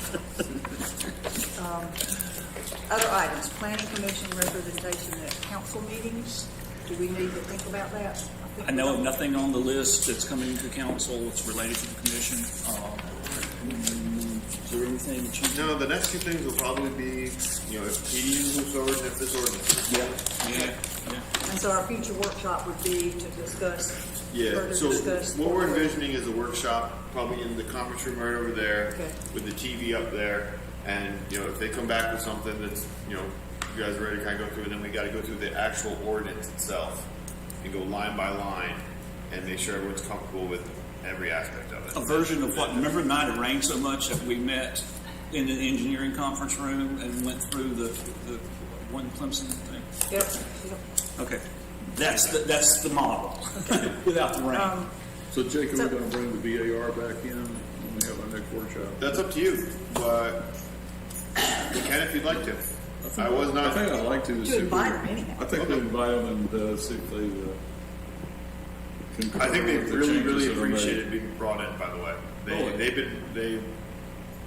We've been trying to get this to been happen for a long time. Good. So I think it's good. And I'm glad everything seemed to mesh well. And we don't need to set a workshop date until we know he's coming back with revisions. I guess we'll coordinate that. I can see what. Probably do a survey. Yeah, we'll send out a poll and go ahead and get some dates lined up in that because that's We need an idea of how long he's going to be before he's ready to come Yeah, back. I don't know how much he's going to change or what he's going to do. Yeah.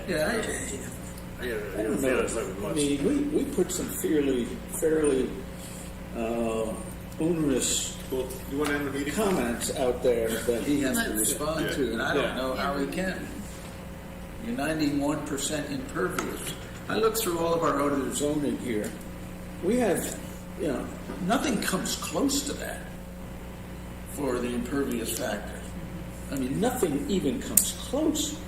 I mean, we're 30% out of an outlier from anything we have on our zoning ordinances now.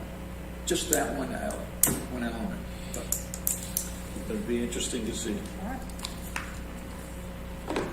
I will make a motion to adjourn though if nobody has anything else. Second, we got a second. All in favor, Jack, use your hand up. We're done. I third. We can keep talking, but anybody wants to get out of here, let them go. No, I didn't. This is not long. Actually, No, I didn't. I didn't even. No, I think it was.